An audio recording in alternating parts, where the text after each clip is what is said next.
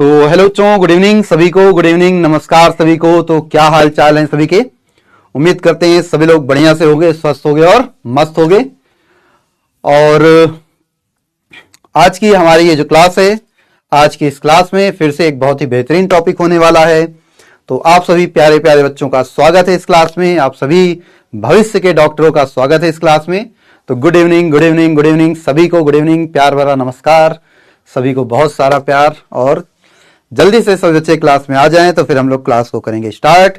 तो वही पुरानी बातें एक बार फिर से हम रिपीट करेंगे कि हम उम्मीद करते हैं आपसे कि आपने डीपीपी सॉल्व की होगी, जितने क्वेश्चन बने होंगे आपने बना लिए होंगे, आपको जो हमने होमवर्क के क्वेश्चन दिए थे वो आपने किए होंगे, जो क्वेश्चन नहीं आए वो हम लोग डिस्कस कर लेंगे, और उसके अलावा हमने जो मॉड्यूल से होमवर्क दिए थे वो भी आपने किए होंगे, अगर आपके पास अभी फिलहाल में मॉड्यूल उपस्थित है। तो नहीं उपस्थित है तो कोई बात नहीं, आप एनसीईआरटी के क्वेश्चन करिए, आप एनसीईआरटी एग्जाम्पलर के क्वेश्चन करिए। जितने टॉपिक हमारे पास हो चुके हैं आप उन सभी टॉपिक्स के क्वेश्चन जहां से आपको मिल सकते हैं वहां से उन टॉपिक्स के क्वेश्चन को करिए, उनका सॉल्यूशन करिए, ठीक है।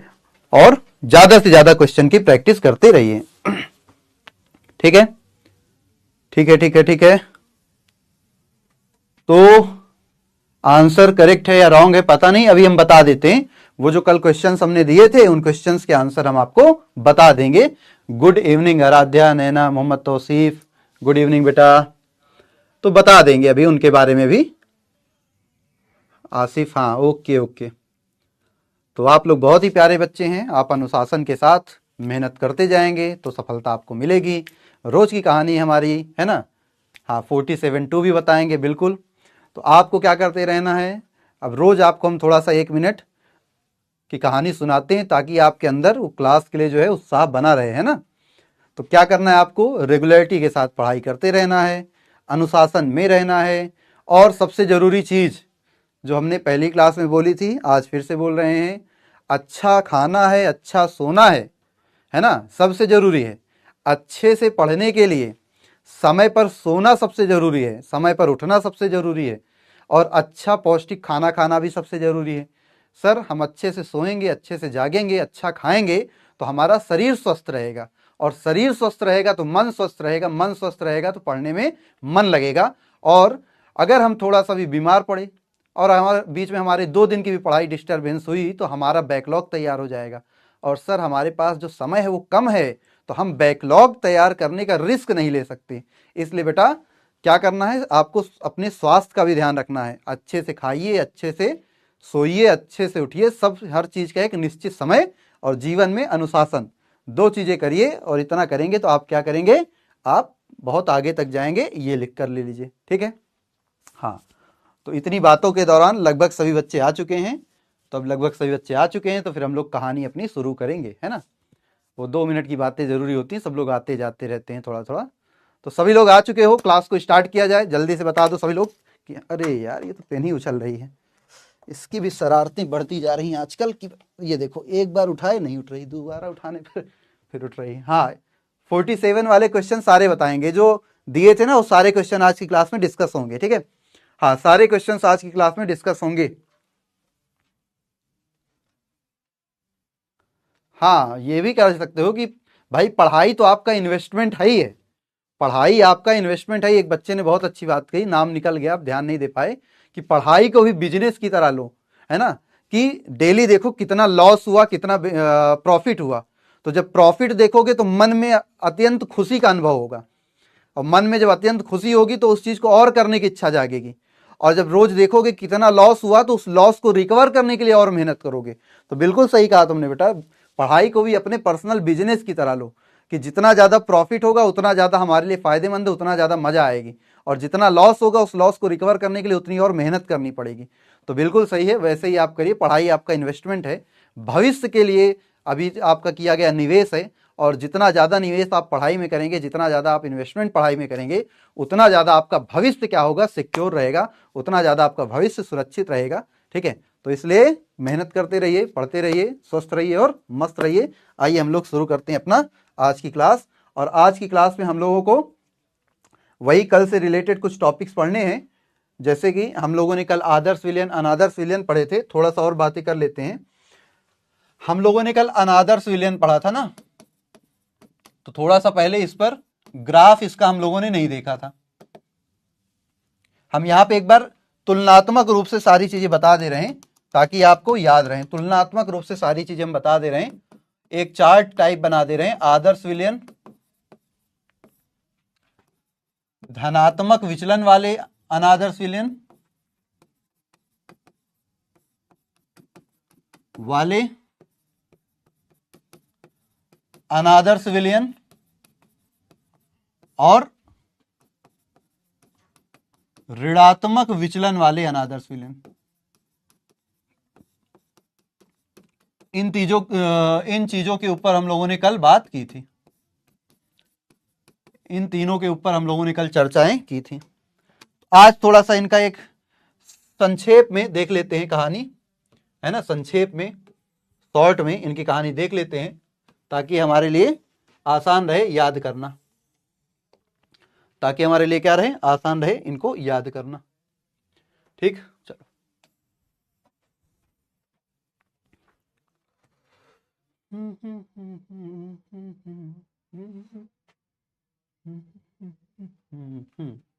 ये रहा, चलो। तो भाई साहब, पहला आदर्श विलयन कब बनता है? जब विलयन के कणों के बीच आकर्षण बल विलेय के कणों के बीच आकर्षण तथा विलायक के कणों के बीच आकर्षण के बराबर होता है। यही था, ठीक है, यही था। फिर अनादर्श विलयन में क्या था? जब विलयन के कणों के बीच आकर्षण बल विलेय के आकर्षण और विलायक के आकर्षण दोनों से कम हो जाता है तो धनात्मक विचलन वाला बनता है। और जब विलयन के कणों के बीच आकर्षण विलेय के कणों के आकर्षण और विलायक के कणों के आकर्षण दोनों से ज्यादा हो जाता है तो ऋणात्मक विचलन वाला विलयन आ जाता है। ठीक है सर, इतनी बात तो हम लोगों ने की थी, बिल्कुल ठीक है। दूसरा सर, जो आदर्श विलयन होता है, आदर्श विलयन के लिए आयतन परिवर्तन हमेशा ही क्या होता है? आयतन परिवर्तन हमेशा ही 0 होता है, जबकि इसका आयतन परिवर्तन हमेशा ही 0 से बड़ा या आप कहो धनात्मक। क्यों? क्योंकि कणों के बीच आकर्षण कम हो जाता है तो आयतन बढ़ जाता है, और यहां पे आयतन परिवर्तन हमेशा 0 से छोटा या ऋणात्मक। क्यों?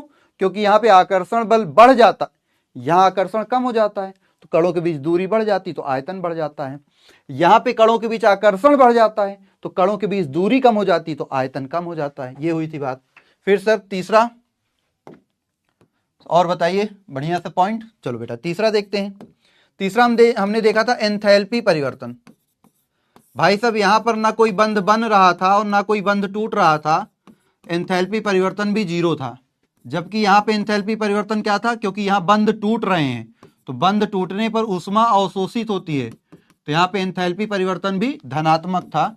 और यहाँ नए बंध बन रहे हैं, तो नए बंध बन रहे हैं तो ऊष्मा क्षेपी क्रम है, तो ऊष्मा परिवर्तन या एंथैल्पी परिवर्तन भी क्या है? इसको ऊष्मा परिवर्तन भी कह सकते हो, जिनको ऋणात्मक होगा।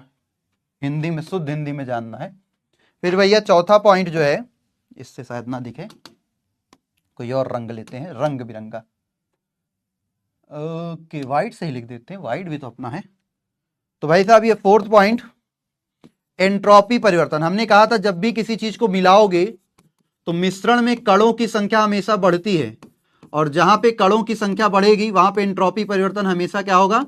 0 से ज्यादा, मतलब धनात्मक ही होगा। और मिश्रण तीनों जगह बन रहा है, तो जब भी मिश्रण बनता है तो एंट्रोपी परिवर्तन हमेशा ही 0 से बड़ा होता है, मतलब एंट्रोपी परिवर्तन धनात्मक ही होता है। तो इसलिए ये चीज। पांचवी चीज बेटा, गिब्स मुक्त ऊर्जा परिवर्तन। रंग बदल दो, रंग। चलो भैया, रंग बदल दिया हमने, और जे ले लिया, जे ले लिया। थोड़ा सा और अच्छा रंग लेंगे, गुलाबी गुलाबी समा हो रहा है। ये रहा। चलो भाई साहब, तो पांचवा हमारा है गिब्स मुक्त ऊर्जा परिवर्तन, डेल्टा जी। डेल्टा जी हमेशा ही 0 से छोटा होता है, या आप कहो डेल्टा जी हमेशा ही ऋणात्मक होता है अगर कोई प्रक्रम अपने आप हो रहा है। अगर कोई प्रक्रम अपने आप हो रहा तो उसके लिए ये होता है। और क्योंकि यहाँ मिश्रण, भाई तीनों ही तो मिल जाएंगे ना, ऐसा तो है नहीं कि तीनों को मिलाने के लिए कोई बाहरी फोर्स, बाहरी बल कार्य करेगा? तो तीनों में ही, क्योंकि स्वतः प्रवर्तित प्रक्रम हो रहा है, जो पदार्थ हम मिला रहे हैं वो पदार्थ आपस में घुल जा रहे हैं, तो तीनों में ही क्या है, एंट्रोपी गिब्स मुक्त ऊर्जा परिवर्तन भी ऋणात्मक होगा, 0 से कम होगा। और इसमें हमने कहा था कि भैया जो पी ए होगा वो पी नॉट ए और काई ए के बराबर होगा, और जो पी बी होगा, रंग बदल दो, रंग बदलना पड़ेगा, चलो तो हम रंग बदलते हैं, आ जाओ। तो भाई साहब यहाँ पे हमने कहा कि जो पी ए होगा वो बराबर होगा पी नॉट ए काई ए के, वह जो पी बी होगा वो बराबर होगा P not B chi B के, और जो पी एस होगा वो भी बराबर होगा P not A chi A plus P not B chi B के, ठीक है। जबकि यहाँ पे जो पी ए होगा वो भी लेस देन होगा, वो भी ज्यादा होगा पी नॉट ए काई ए से, पी बी भी ज्यादा होगा P not B chi B से, और पूरा का पूरा जो विलयन आएगा उसका मान भी राउल्ट के विलयन का वाष्पदाब आएगा, उसका मान भी राउल्ट के नियम के वाष्पदाब से ज्यादा आएगा। और यहां पर जो पी ए होगा वो लेस देन होगा पी नॉट ए काई ए के, और जो पी बी होगा वो भी लेस देन होगा पी नॉट ए काई ए के, P not B chi B के, और जो पूरे विलयन का होगा पी एस वो भी कम हो जाएगा P not A chi A plus P not B chi B के मान से। ऐसा क्यों हो रहा है हमने बताया था, क्योंकि इसमें हमने क्यों बताया था, क्या बताया था, क्योंकि यहां पे आकर्षण बल बढ़ रहा तो वाष्पदाब कम हो जाएगा। देखो वाष्पदाब कम हो जाएगा, यहां पे आकर्षण बल कम हो रहा तो वाष्पदाब बढ़ जाएगा। ना तो यहां आकर्षण कम हो रहा ना तो आकर्षण ज्यादा हो रहा, तो राउल्ट के नियम का पालन करता है। तो ये चार्ट आप ध्यान रखिएगा, यहां से डायरेक्ट नीट में क्वेश्चन पूछे जा सकते हैं आपसे कि किसके लिए एंथैल्पी परिवर्तन ऋणात्मक होता है, किसके लिए एंथैल्पी परिवर्तन धनात्मक होता है, किसके लिए एंथैल्पी परिवर्तन शून्य होता है, किसका आयतन परिवर्तन ऋणात्मक होता है, किसके लिए एंट्रोपी परिवर्तन धनात्मक होता है, किसके लिए वाष्प दाब का मान राउल्ट के नियम के वाष्प दाब से कम आता है, किसके लिए वाष्प दाब राउल्ट के नियम के वाष्प दाब से ज्यादा आता है, किसके लिए वाष्प दाब का मान राउल्ट के नियम के दाब के बराबर होता है। ठीक है, ये प्रवीण शर्मा, ओके बेटा, आपके घर सांप आया, बहुत बधाई। चलो ये हो गया, इसको बना लो और इसका ग्राफ देखते हैं फिर, ठीक है।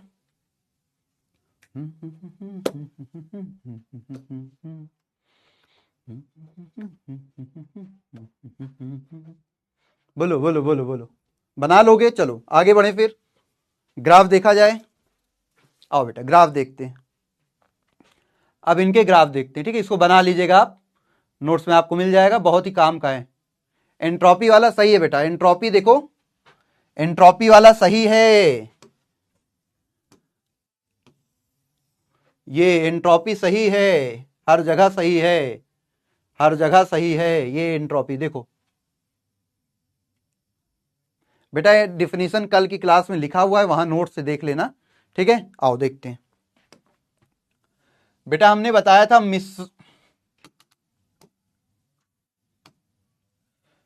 एंट्रोपी का ऑर्डर ध्यान दो। एंट्रोपी जो होती है मिश्रण की हमेशा ही ज्यादा होती है गैस से, फिर द्रव से, और फिर ठोस से,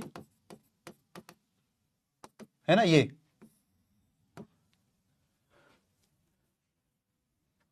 तो शुद्ध द्रव की तुलना में जो द्रव का मिश्रण होगा वो हो जाएगा, ठीक है।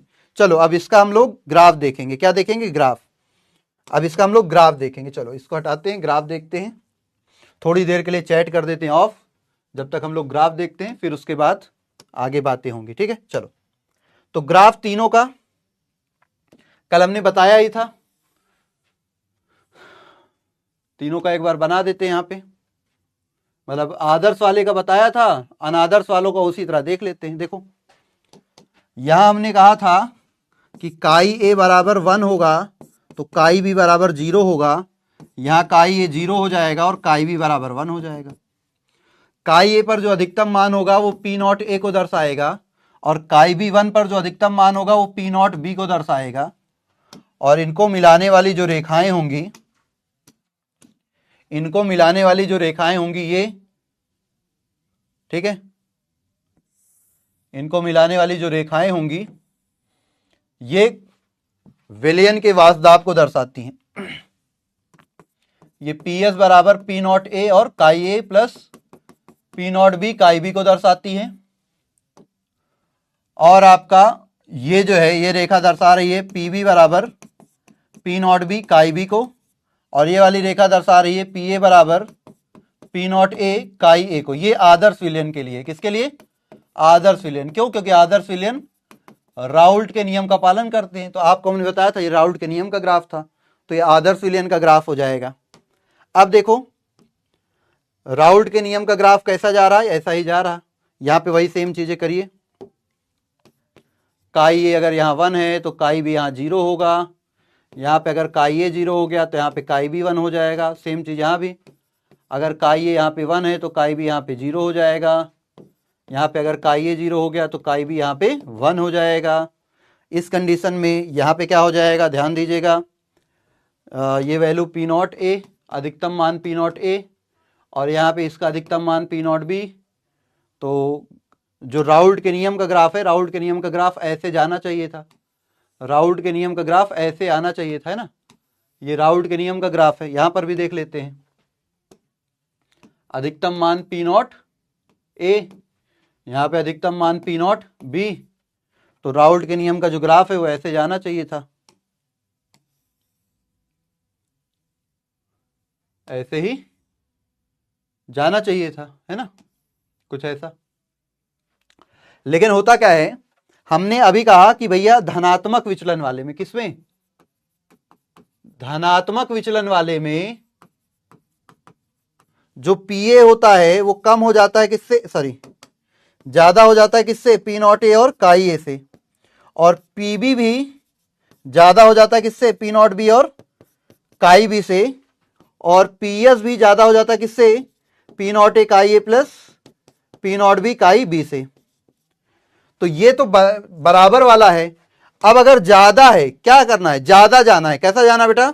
अगर ज्यादा जाना है तो ज्यादा जाना है तो कैसे जाएगा, सॉरी, अगर ज्यादा जाना है, कैसा जाना है? ज्यादा। तो ज्यादा का मतलब यहां कैसे जाएगा? ऊपर से जाएगा ना। ये कुछ ऐसा, ये कुछ ऐसा, और ये कुछ ऐसा। ये इस बार ये है धनात्मक वाला। ये क्या दर्शा रहा कि भैया पी ए, सॉरी ये पीबी के लिए है ना, ये दर्शा रहा कि पीबी ग्रेटर देन हो गया P not A P not B chi B से।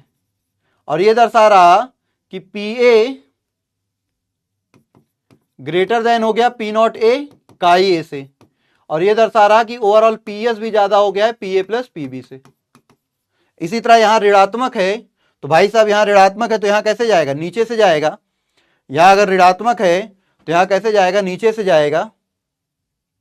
देखो ये कुछ ऐसा जाएगा, ये कुछ ऐसा नीचे से जाएगा। कैसे जाएगा? नीचे से। क्यों? क्योंकि इस बार मान कम हो गया तो ये कुछ ऐसा जाएगा और ये कुछ ऐसा जाएगा, ये हो जाएगा। तो ये क्या दर्शाएगा? P A is less than P not A chi A. ये क्या दर्शाएगा? P B is less than P not B into chi B. और ये क्या दर्शाएगा? P S is less than P not A chi A plus P not B chi B, या वही कह सकते हो P A plus P B. तो ये तीन ग्राफ, ये किसका है? ऋणात्मक विचलन का। ये किसका ग्राफ हो गया? ऋणात्मक विचलन का।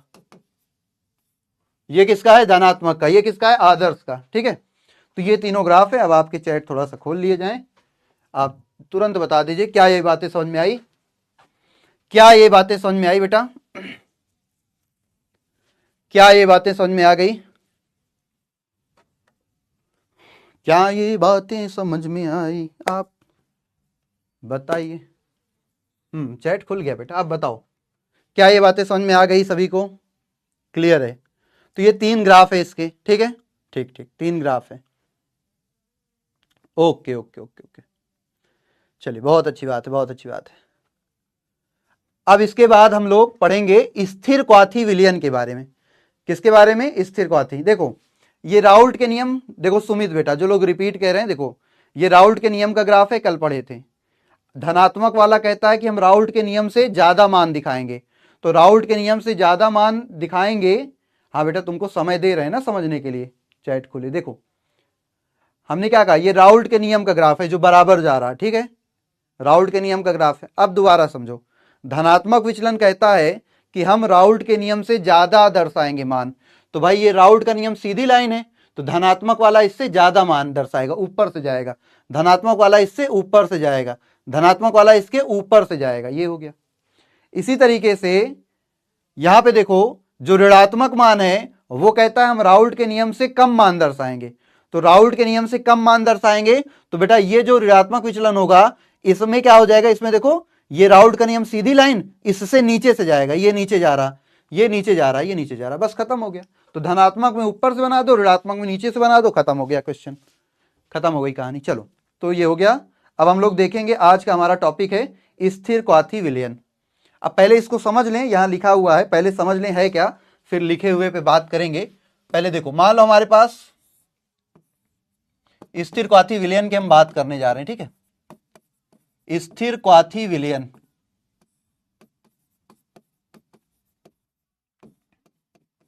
स्थिर क्वाथी क्या होते हैं इनका समझना। थर्ड ग्राफ में बेटा, थर्ड ग्राफ में क्या था, नीचे से ऋणात्मक विचलन मतलब कम मान दर्शाएगा, तो नीचे से जाएगा, बस इतना ही था, ठीक है।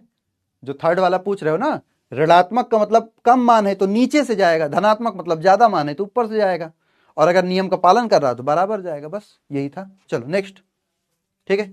अब देखो यहाँ पे, अब इसको थोड़ा सा समझेंगे, फिर चैट हम लोग ऑन करेंगे, ठीक है। चलो आ जाओ। तो स्थिर क्वाथी विलयन क्या है,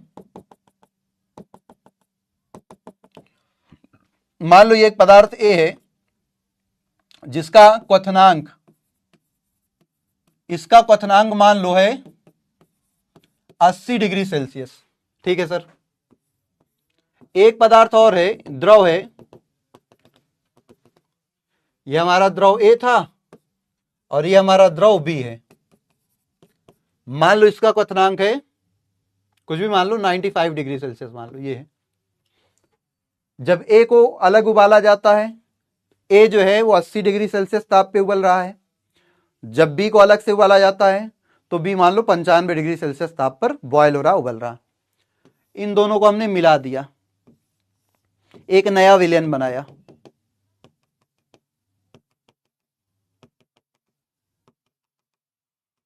अब इस विलयन में ए भी उपस्थित है और इस विलयन के अंदर बी भी उपस्थित, दोनों इस विलयन में। पहले ए 80 डिग्री पर उबल रहा था और बी 95 डिग्री पर उबल रहा था, और जब दोनों को हमने मिला दिया तो अब ये पूरा का पूरा विलयन या तो मान लो 75 डिग्री सेल्सियस पे उबलेगा, या तो इससे ज्यादा मान लो 108 मान लो, 105 मान लो, कुछ भी मान लो, 104 डिग्री सेल्सियस मान लो, कुछ भी मान लो। मतलब अब ये जो विलयन है, इस विलयन में ए और बी दोनों समान ताप पर उबलेंगे। पहले क्या हो रहा था, पहले ए 80 पे उबल रहा था, ये 95 पे, लेकिन दोनों को मिलाने के बाद विलयन के अंदर दोनों का क्वथनांक समान हो जाए, विलयन के अंदर दोनों का क्वथनांक समान हो जाए, विलयन के अंदर दोनों का क्वथनांक क्या हो जाए, समान हो जाए। अब विलयन के अंदर ए भी इसी ताप पर उबलेगा और बी भी इसी ताप पर उबलेगा, तो एक ऐसा विलयन जिसके अंदर सभी अवयवों का क्वथनांक समान हो जाए। सिंपल सी कहानी, एक ऐसा विलयन जिसके अंदर सभी अवयवों का क्वथनांक समान हो जाए। पहले ए का क्वथनांक अलग था और बी का क्वथनांक अलग था, लेकिन दोनों को मिलाने के बाद विलयन में दोनों एक समान ताप पर उबले, ए भी 75 पे उबल जाए, बी भी 75 पर उबल जाए, मतलब जिस ताप पर ए वाष्पित हो उसी ताप पर बी भी वाष्पित हो जाए। इसी को बोलते हैं स्थिर क्वाथी विलयन, जिनका क्वथनांक स्थिर हो जाए। दो अलग अलग क्वथनांक वाले पदार्थों को मिला दो तो दोनों का क्वथनांक क्या हो जाए, स्थिर हो जाए, तो उसी को हम क्या बोलते हैं, स्थिर क्वाथी विलयन। उसी को क्या बोलते हैं, स्थिर क्वाथी विलयन। बोलो इतनी बात समझ में आई। पहले ए अलग ताप पर उबल रहा था, बी अलग ताप पर उबल रहा था, जब दोनों को मिला दिया तो विलयन में दोनों एक ही ताप पर उबलने लगे, इसी विलयन को बोलते हैं स्थिर क्वाथी विलयन। इसी विलयन को क्या बोलते हैं, स्थिर क्वाथी विलयन, जिस विलयन में सभी अवयवों का क्वथनांक समान हो जाए। जल्दी से कमेंट करो, क्या ये बात समझ में आई, जल्दी से कमेंट कर दो, क्या ये बात समझ में आई। सेम कैसे बेटा, वो विलयन के अंदर जो है दोनों ए और बी नया बंध बनाएंगे ना, ए और बी नया बंध बनाएंगे और नया बंध बनाएंगे, तो अब जो है दोनों ए और बी नया बंध बनाएंगे, तो नया बंध बनाएंगे तो दोनों का क्वथनांक क्या हो जाएगा, समान हो जाएगा, दोनों समान ताप पर उबलेंगे। एजियोट्रोपिक सॉल्यूशन,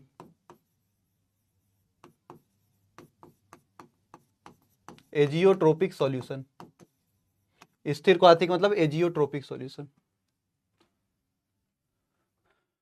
ठीक है, एक बार और, हमारे पास एक पदार्थ है जो 80 डिग्री पर उबल रहा है, हमारे पास एक पदार्थ है जो मान लो 95 डिग्री पर उबल रहा है, दोनों के क्वथनांक अलग हैं, लेकिन विलयन में मिलाने के बाद, विलयन में मिलाने के बाद दोनों के क्वथनांक समान हो जाएं, दोनों के क्वथनांक क्या हो जाए, समान हो जाए। पहले दो अलग अलग पदार्थ अलग अलग ताप पर उबल रहे हैं, लेकिन दोनों को मिलाने के बाद अगर विलयन का क्वथनांक समान, विलयन में दोनों का क्वथनांक समान हो जाए तो वो विलयन हो जाएगा स्थिर क्वाथी विलयन, और अगर दोनों के क्वथनांक समान नहीं होंगे तो वो स्थिर क्वाथी विलयन नहीं होगा। बस क्लियर है, ये कहानी है, ये कहानी है। ठीक है, अब दूसरी बात सुनो, विलयन का क्वथनांक या तो दोनों के क्वथनांक से कम हो जाएगा, बिल्कुल ध्यान से सुनना, विलयन का क्वथनांक या तो दोनों के क्वथनांक से कम हो जाएगा और या फिर दोनों के ही क्वथनांक से ज्यादा हो जाएगा, या तो दोनों के क्वथनांक से कम हो जाएगा और या फिर दोनों के क्वथनांक से ज्यादा हो जाएगा, बीच में नहीं आएगा, ना तो बराबर आएगा, ना तो इन दोनों में से किसी के बराबर आएगा। हाँ, ग्राफ एग्जाम के लिए जरूरी है, पूछ सकता है, ग्राफ सहित वर्णन कीजिए आपके बोर्ड में, या फिर आपके नीट एग्जाम में ग्राफ देकर पूछ सकता है, ऋणात्मक कौन दर्शा रहा, धनात्मक कौन दर्शा रहा। यहां पे देखिए, हमने कहा कि विलयन का क्वथनांक या तो इन दोनों से ज्यादा आएगा और या फिर इन दोनों से कम आएगा, ना तो इनके बराबर आ सकता है, ना ही इनके बीच में आ सकता है। तो इसके लिए सबसे पहले एक जरूरी बात सुनो, नोट, एक जरूरी बात सुनो, नोट, आदर्श विलयन कभी भी स्थिर क्वाथी नहीं होते हैं,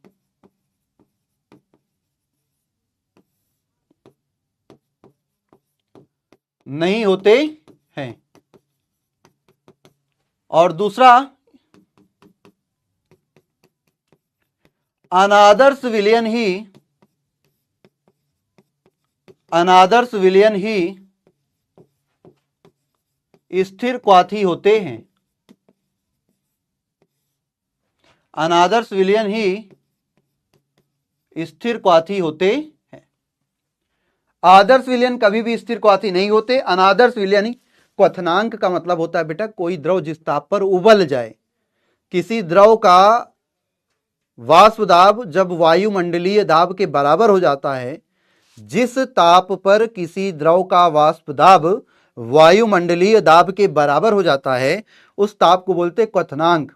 अभी के लिए साधारण भाषा में हम तुमको बताएं तो जैसे पानी 100 डिग्री सेल्सियस पे उबलने लगता है ना, तो वो 100 डिग्री सेल्सियस उसका क्वथनांक है। ये तो बहुत बेसिक सी बात है, 9 में तुम लोगों ने प्रावस्था परिवर्तन पढ़ा होगा, तब सीखा होगा।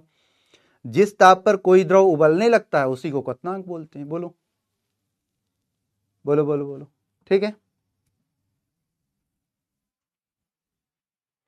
अब भाई साहब स्थिर क्वाथी का मतलब ही तो समझा रहे हैं। स्थिर मतलब नियत, क्वाथी मतलब क्वथनांक, जिसका क्वथनांक नियत हो जाए, जिसका क्वथनांक नियत हो जाए। एक पदार्थ का क्वथनांक अलग है, दूसरे पदार्थ का क्वथनांक अलग है, दोनों को मिला दिया, दोनों को मिला दिया तो दोनों का क्वथनांक समान हो गया। तो दोनों का क्वथनांक समान हो गया तो बोल दिया दोनों का क्वथनांक स्थिर हो गया, तो उससे बन गया स्थिर क्वाथी। जिसमें विलयन का क्वथनांक स्थिर हो जाए, जिसमें विलयन का क्वथनांक स्थिर हो जाए वही स्थिर क्वाथी है। बस समझो यहां पे। तो पहली चीज ये, आदर्श विलयन कभी स्थिर क्वाथी नहीं होते। क्यों? क्योंकि भाई आदर्श विलयन वही बनाते हैं जिनका सारा गुण लगभग समान होता है। आदर्श विलयन वही बनाते हैं जिनका सारा गुण लगभग समान होता है। आपको हमने कल पढ़ाया था, जिनका क्रियात्मक समूह समान हो, जिनके आकर्षण बल समान हो।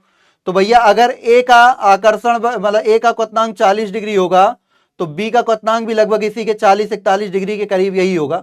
मतलब जो पदार्थ आपस में आदर्श विलयन बनाते हैं ना, उनका क्वथनांक लगभग समान होता है। तो जिनका क्वथनांक पहले से ही समान है उनको मिलाओगे तो भाई क्वथनांक तो समान ही रह जाएगा।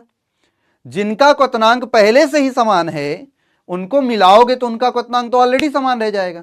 तो उनके लिए तो कुछ अलग से करने की जरूरत ही नहीं। तो भैया इनके लिए स्थिर क्वाथी एक्सप्लेन करने की जरूरत ही नहीं है। इनके लिए आदर्श विलयनों के लिए स्थिर क्वाथी जैसा कुछ कहने की जरूरत नहीं। क्यों? क्योंकि आदर्श विलयन में जो पदार्थ है उनके क्वथनांक पहले से ही समान है। आदर्श विलयन में जो क्वथनांक है विलयन पदार्थ हैं उनके क्वथनांक ऑलरेडी समान है। क्लियर है? अनादर्श विलयन में क्या होता है? अनादर्श विलयन में दो ऐसे पदार्थ मिलाए जाते हैं जिनके गुण अलग अलग होते हैं। जिनके गुण क्या होते हैं? अलग अलग। अनादर्श विलयन में दो ऐसे पदार्थ, एक ध्रुवीय पदार्थ तो एक अध्रुवीय पदार्थ मिला दिया, तो अनादर्श विलयन में ऐसे पदार्थ मिलाए जाते हैं जिनके क्वथनांक अलग अलग होते हैं। तो इसीलिए आदर्श विलयन ही क्या बना सकता है? स्थिर क्वाथी। तो ये बात जरूर ध्यान रख लो, गांठ बांध लो भैया। क्या गांठ बांधनी है भैया? गांठ बांधनी है कि अनादर्श विलयन ही स्थिर क्वाथी विलयन बनाते हैं। अनादर्श विलयन ही स्थिर क्वाथी विलयन बनाते हैं। ये अनादर्श विलयन ही स्थिर क्वाथी विलयन बनाते हैं ये। ठीक है, अब इसकी डिफिनीशन देखो। एक ऐसा विलयन जिसमें सभी अवयवों का क्वथनांक समान होता है तथा उबालने पर वाष्प और द्रव अवस्था का संघटन समान रहता है, उसी को बोलते हैं स्थिर क्वाथी विलयन। अब उबालने का मतलब क्या? जैसे देखो, मान लो हमने क्या किया, इस विलयन में A 70% है और B की मात्रा जो है वो 30% है। कितने प्रतिशत है? 30% है। A की मात्रा 70% है और B की मात्रा कितनी है? 30% है। A की मात्रा 70% है और B की मात्रा 30% है।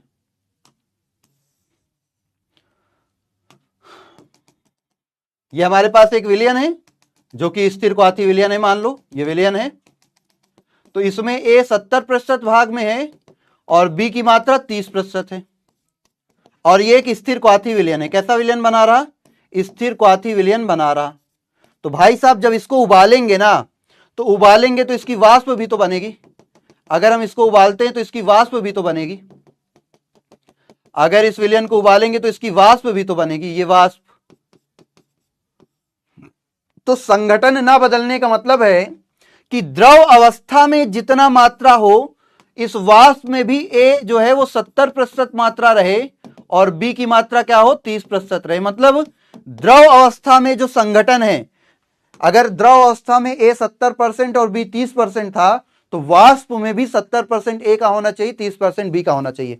ऐसा नहीं होना चाहिए कि भाई A का क्वथनांक कम है तो ज्यादा वाष्पित हो जाए और B का क्वथनांक ज्यादा है तो वो कम वाष्पित हो जाए और वाष्प में 90% A देखने को मिले और 10% B देखने को मिले। अगर ऐसा है कि किसी द्रव को उबालने पर जो द्रव अवस्था में संघटन है और जो वाष्प अवस्था में संघटन है वो अलग हो जाएं, तो कभी भी स्थिर क्वाथी विलयन नहीं होगा।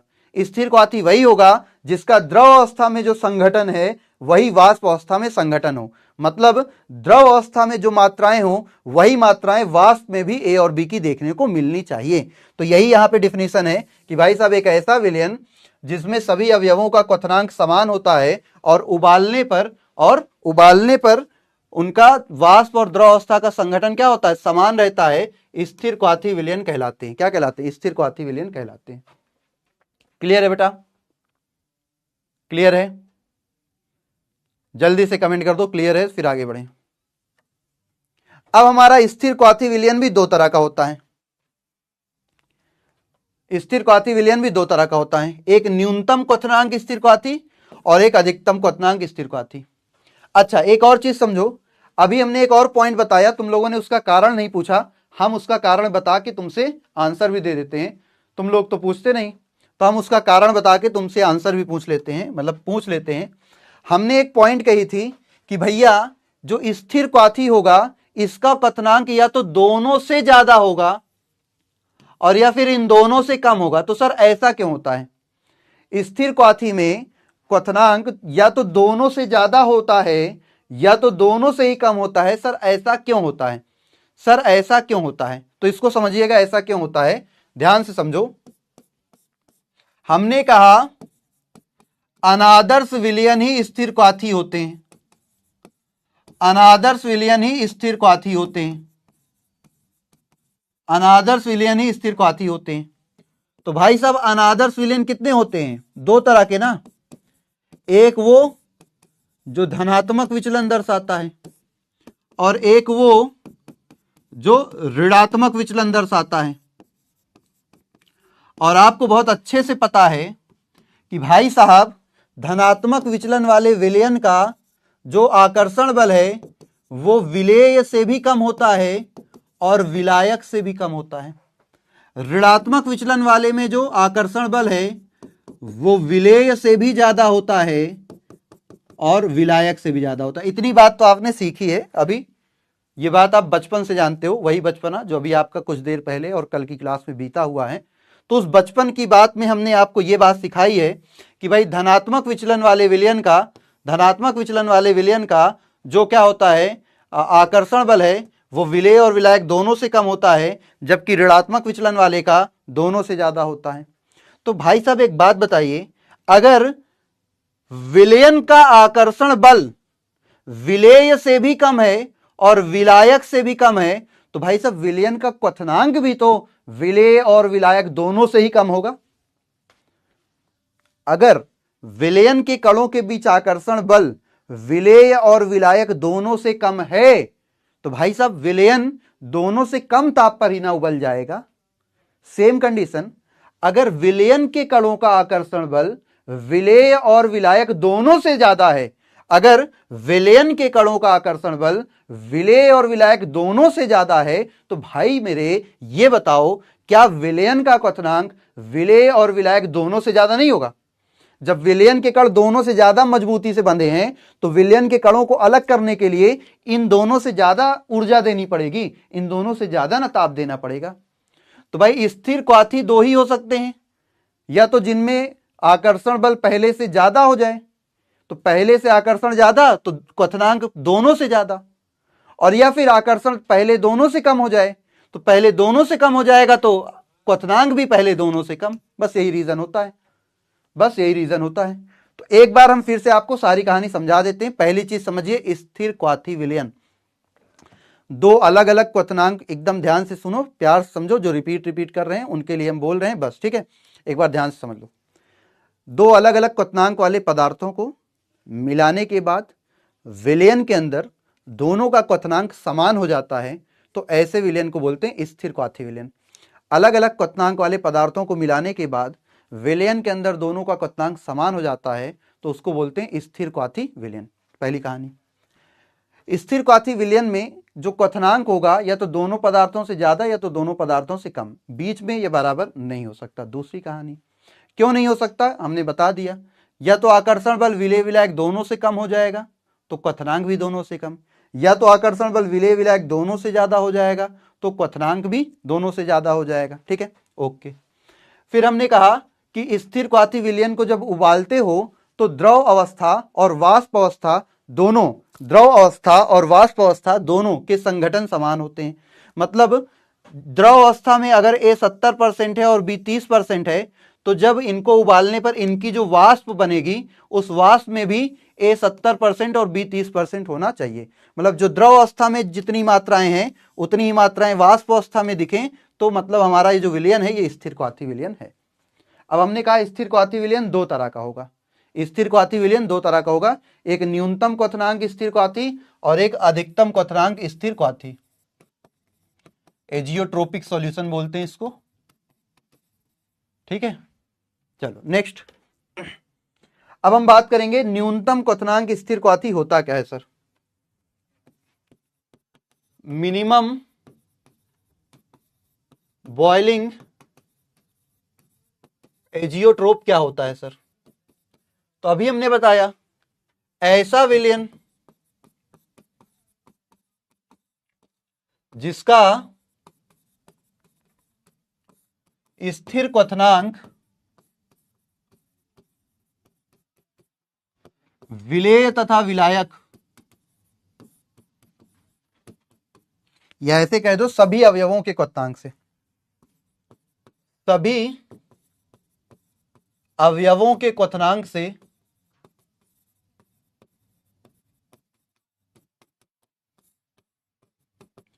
कम होता है, कम होता है न्यूनतम क्वथनांक स्थिर क्वाथी कहलाते हैं। न्यूनतम क्वथनांक स्थिर क्वाथी कहलाते हैं। ठीक है, चलो अब ये कौन होगा तो ध्यान रखना, एग्जाम्पल सर बताइए थोड़ा सा। तो सभी धनात्मक विचलन वाले विलयन, सभी धनात्मक विचलन वाले विलयन इसका उदाहरण हो जाएंगे। जो भी धनात्मक विचलन वाले विलयन होते हैं ना वो इसका उदाहरण हो जाएंगे। ठीक, सभी धनात्मक विचलन वाले विलयन इसका उदाहरण हो जाएंगे। एग्जाम्पल देखो, जैसे धनात्मक विचलन में आपने देखा ही था, धनात्मक विचलन में क्या देखा था आपने, मेथेनॉल को जल में मिला दिया। कल एग्जाम्पल देखा ही था ना सारा, एथेनॉल को जल में मिला दिया था, एसीटोन को जल में मिला दो, एसीटोन को एल्कोहल में मिला दो, और भी कई सारे एग्जाम्पल हम लोगों ने देखे थे। तो जितने भी धनात्मक विचलन वाले एग्जाम्पल थे सारे इसके एग्जाम्पल हैं। जितने भी धनात्मक विचलन वाले एग्जाम्पल थे वो सारे इसके एग्जाम्पल हैं। ठीक है बेटा, ठीक है। तो ऐसा स्थिर क्वाथी विलयन जिसका क्वथनांक दोनों से कम होता है, जिसका क्वथनांक विलेय और विलायक दोनों से कम होता है, उसी को हम बोलते हैं क्या, न्यूनतम स्थिर क्वाथी विलयन। उसी को क्या बोलते हैं, न्यूनतम स्थिर क्वाथी विलयन। ठीक है, चलो नेक्स्ट, ये नोट कर लीजिएगा। नेक्स्ट अधिकतम स्थिर क्वाथी विलयन। नेक्स्ट क्या है, अधिकतम स्थिर क्वाथी विलयन। तो अधिकतम स्थिर क्वाथी विलयन क्या होता है, ऐसा विलयन, ऐसा विलयन जिसका स्थिर क्वथनांक, जिसका स्थिर क्वथनांक सभी अवयवों के, सभी अवयवों के क्वथनांकों से अधिक होता है, अधिक होता है अधिकतम स्थिर क्वाथी विलयन कहलाता है। अधिकतम स्थिर क्वाथी विलयन कहलाता है। दोनों से ज्यादा होता अधिकतम स्थिर क्वाथी विलयन कहलाता है। और जितने भी ऋणात्मक विचलन वाले विलयन होते हैं,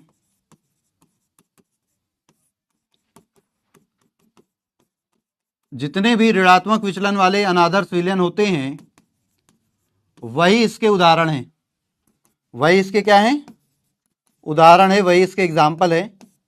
तो उनका एग्जाम्पल इसमें लिख दीजिए। जितने भी ऋणात्मक विचलन वाले उदाहरण है वो सारे इसमें लिख दीजिए।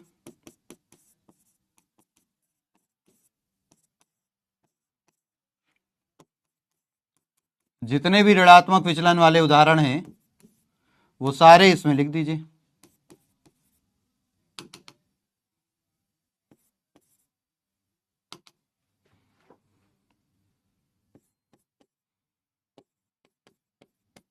वो सारे इसमें क्या कर दीजिए, लिख दीजिए, है ना। यहां पे कुछ गड़बड़ी थी क्या, धनात्मक विचलन में यहां पे CH2 कर दो ना, ये CH2 है ना।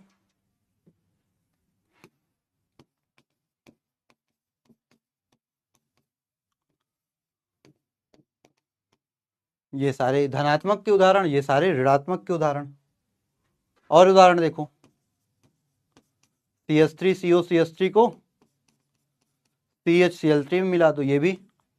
तो कल हमने बहुत सारे उदाहरण इसके किए थे। अब बोलो किसी को इसमें कोई समस्या है? तो कोई समस्या नहीं सर। अब बोलो इसमें किसी को कोई समस्या है? क्लियर है? चैट तो ऑन है भाई। हाँ ना में कमेंट करो सभी लोग। क्या ये बातें सभी को क्लियर हैं? हाँ या ना?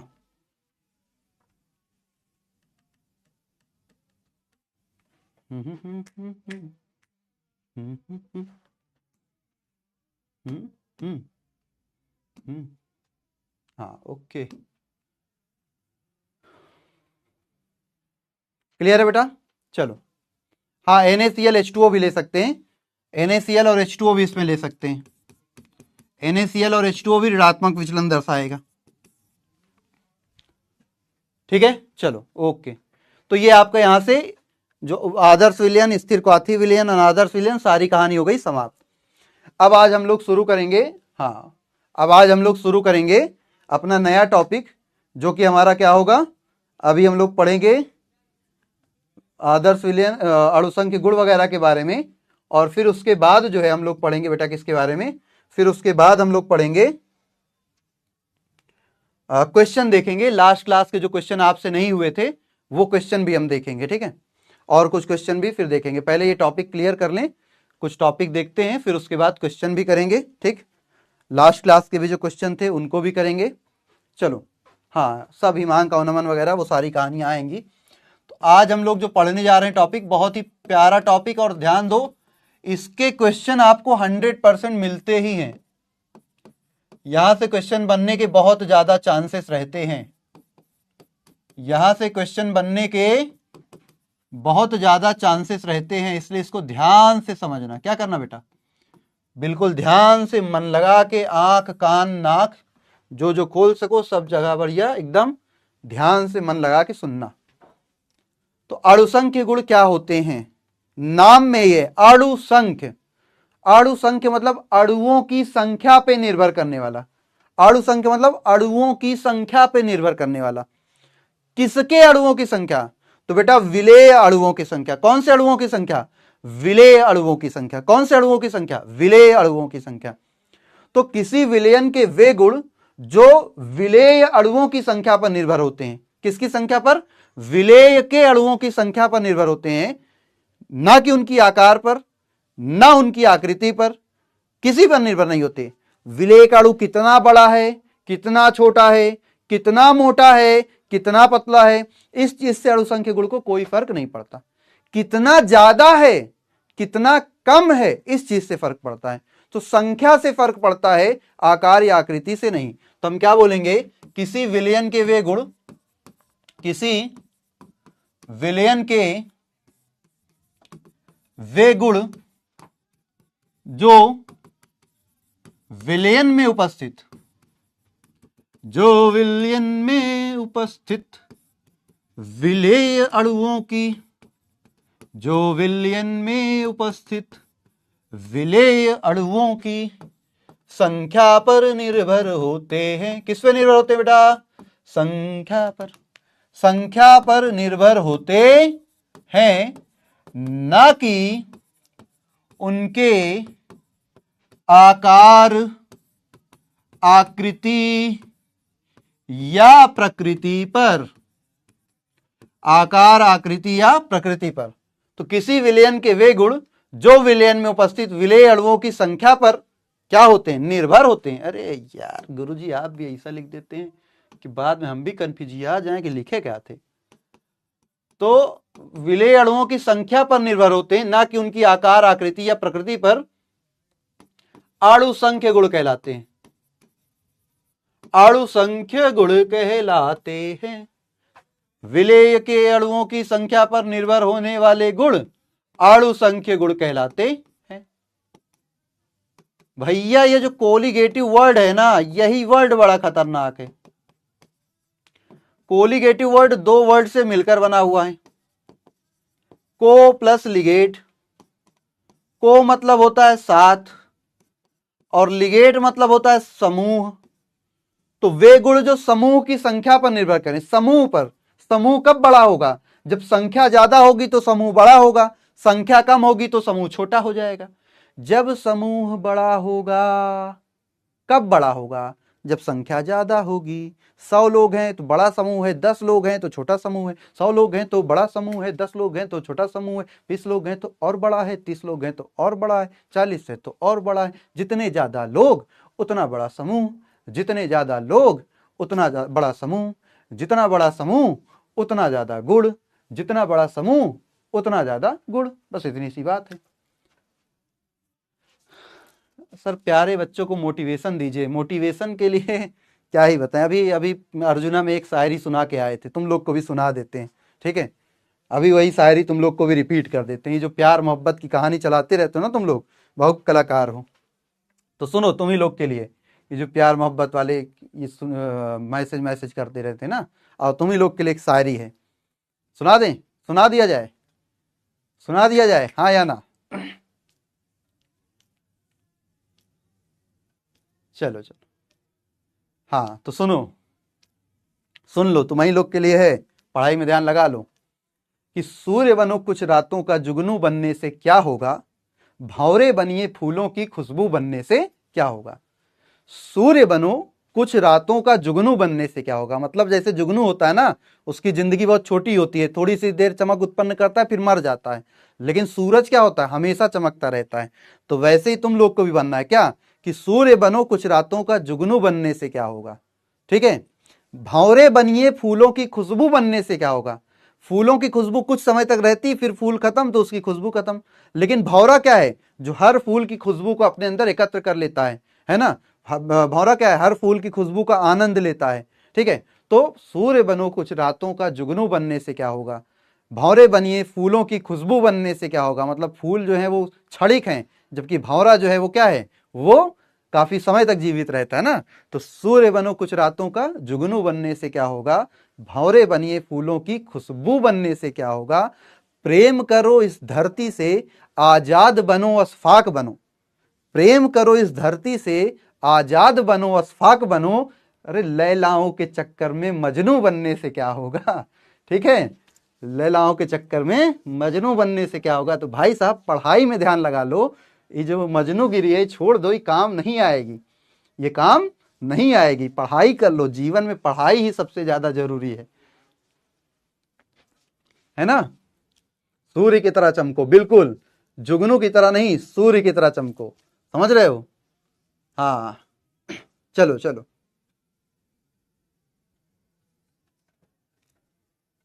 ठीक ठीक ठीक, आ जाओ, देखते हैं अब, आ जाओ टॉपिक पे, वापस से टॉपिक पे, है ना? एक बार और, तो एक बार और, सूर्य बनो कुछ रातों का जुगनू बनने से क्या होगा, भंवरे बनिए फूलों की खुशबू बनने से क्या होगा। प्रेम करो इस धरती से आजाद बनो अशफाक बनो, लैलाओं के चक्कर में मजनू बनने से क्या होगा। समझ रहे हो बात को? चलो आ जाओ फिर। तो ये बात आप समझ लो, वो बात समझ में आई हो चाहे नहीं, ये बात समझ लो, ये जरूरी है। ये बात क्या है कि भाई साहब किसी विलयन के वे गुण जो विलयन में उपस्थित विलेय अणुओं की संख्या पर निर्भर होते हैं, ना कि उनके आकार आकृति या प्रकृति पर, उन्हें अणुसंख्य गुण कहलाते हैं। क्या कहलाते हैं वो? अणुसंख्य गुण कहलाते हैं, ठीक? चलो क्लियर है? ओके ओके ओके, चलो नेक्स्ट। तो हमें जो अणुसंख्य गुण पढ़ने हैं वो बेटा 4 प्रकार के अणुसंख्य गुण पढ़ने हैं।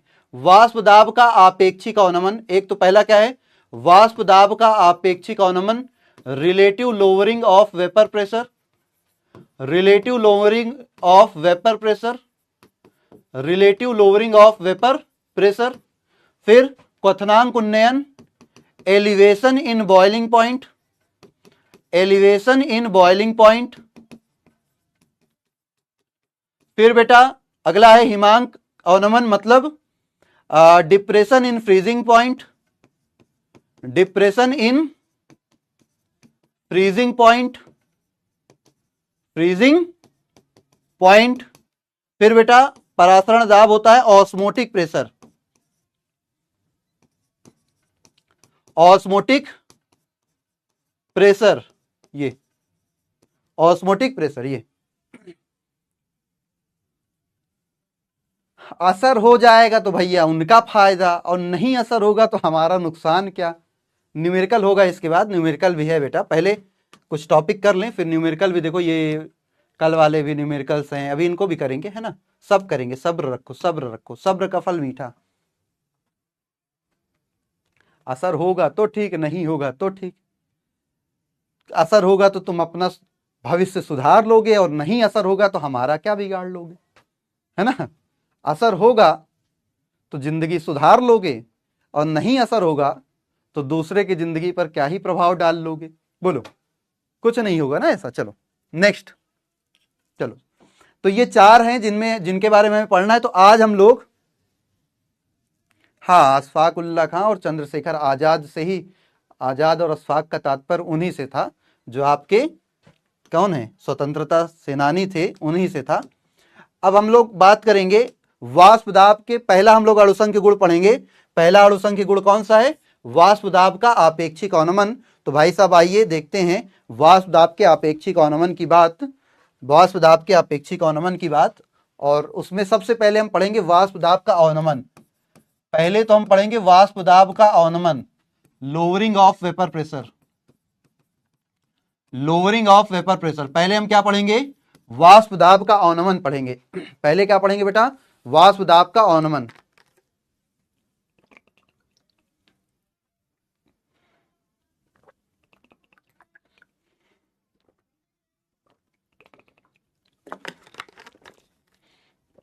अरे अब्दुल रहमान बेटा पढ़ लो, तुम्हारे नाम में रहमान है, AR रहमान को तुम फेल कर दोगे, गाना होना तुम गाया करो, हमारे बस का गाना नहीं है। चलो देखो, जब हम लोगों ने वाष्प दाब पढ़ा था लास्ट क्लास में, तो उसमें हमने बताया था कि वाष्प दाब को प्रभावित करने वाले कारक पढ़े थे। तो उसमें दो चीजें हमने पढ़ी थी। दो तरह के पदार्थ होते हैं, एक होता है वाष्पशील पदार्थ और एक होते हैं अवाष्पशील पदार्थ। दो तरह के पदार्थों के बारे में हमने आपको बताया था, एक वाष्पशील पदार्थ और एक अवाष्पशील पदार्थ। वाष्पशील पदार्थ वो था जो आसानी से वाष्पित हो जा रहा है, मतलब सामान्यतः जो द्रव थे वो वाष्पशील थे, और सामान्यतः जो ठोस हैं वो अवाष्पशील हैं। जैसे NaCl, KCl, K2CO3, Na2CO3, ये सारे क्या हैं, अवाष्पशील हैं, है ना। तो जब किसी द्रव में कोई वाष्पशील पदार्थ मिलाओगे तो सामान्यतः उसका वाष्प दाब में वृद्धि होनी चाहिए। उसका उल्टा, अगर हम किसी पदार्थ में, देखो हमारे पास एक विलायक है, यहां ध्यान से समझ लो, हमारे पास एक विलायक है, ये विलायक मान लो शुद्ध जल ही है, तो ये विलायक बढ़िया से वाष्पित हो रहा है, इसकी वाष्प बढ़िया से बन रही है, ठीक है। लेकिन जब हमने इसमें कोई अवाष्पशील विलेय मिला दिया, तो अवाष्पशील विलेय मिलाते ही हुआ क्या, ये अवाष्पशील विलेय विलायक की सतह पर भी कुछ स्थान घेर लेगा। अब अवाष्पशील विलेय का मतलब क्या, जो खुद वाष्पित ना हो। अवाष्पशील विलेय का मतलब क्या, जो खुद वाष्पित ना हो। तो भाई साहब जो खुद वाष्पित नहीं हो रहा है वो दूसरे को भी वाष्पित होने से रोक देगा। तो पहले जो ये विलायक, जो कि जल ज्यादा वाष्प बना रहा था, जैसे ही इसमें हमने अवाष्पशील विलेय मिलाया, अवाष्पशील विलेय इसकी सतह पे कुछ स्थान घेर लिया, तो अब विलायक के कण सतह से बाहर नहीं निकल पा रहे।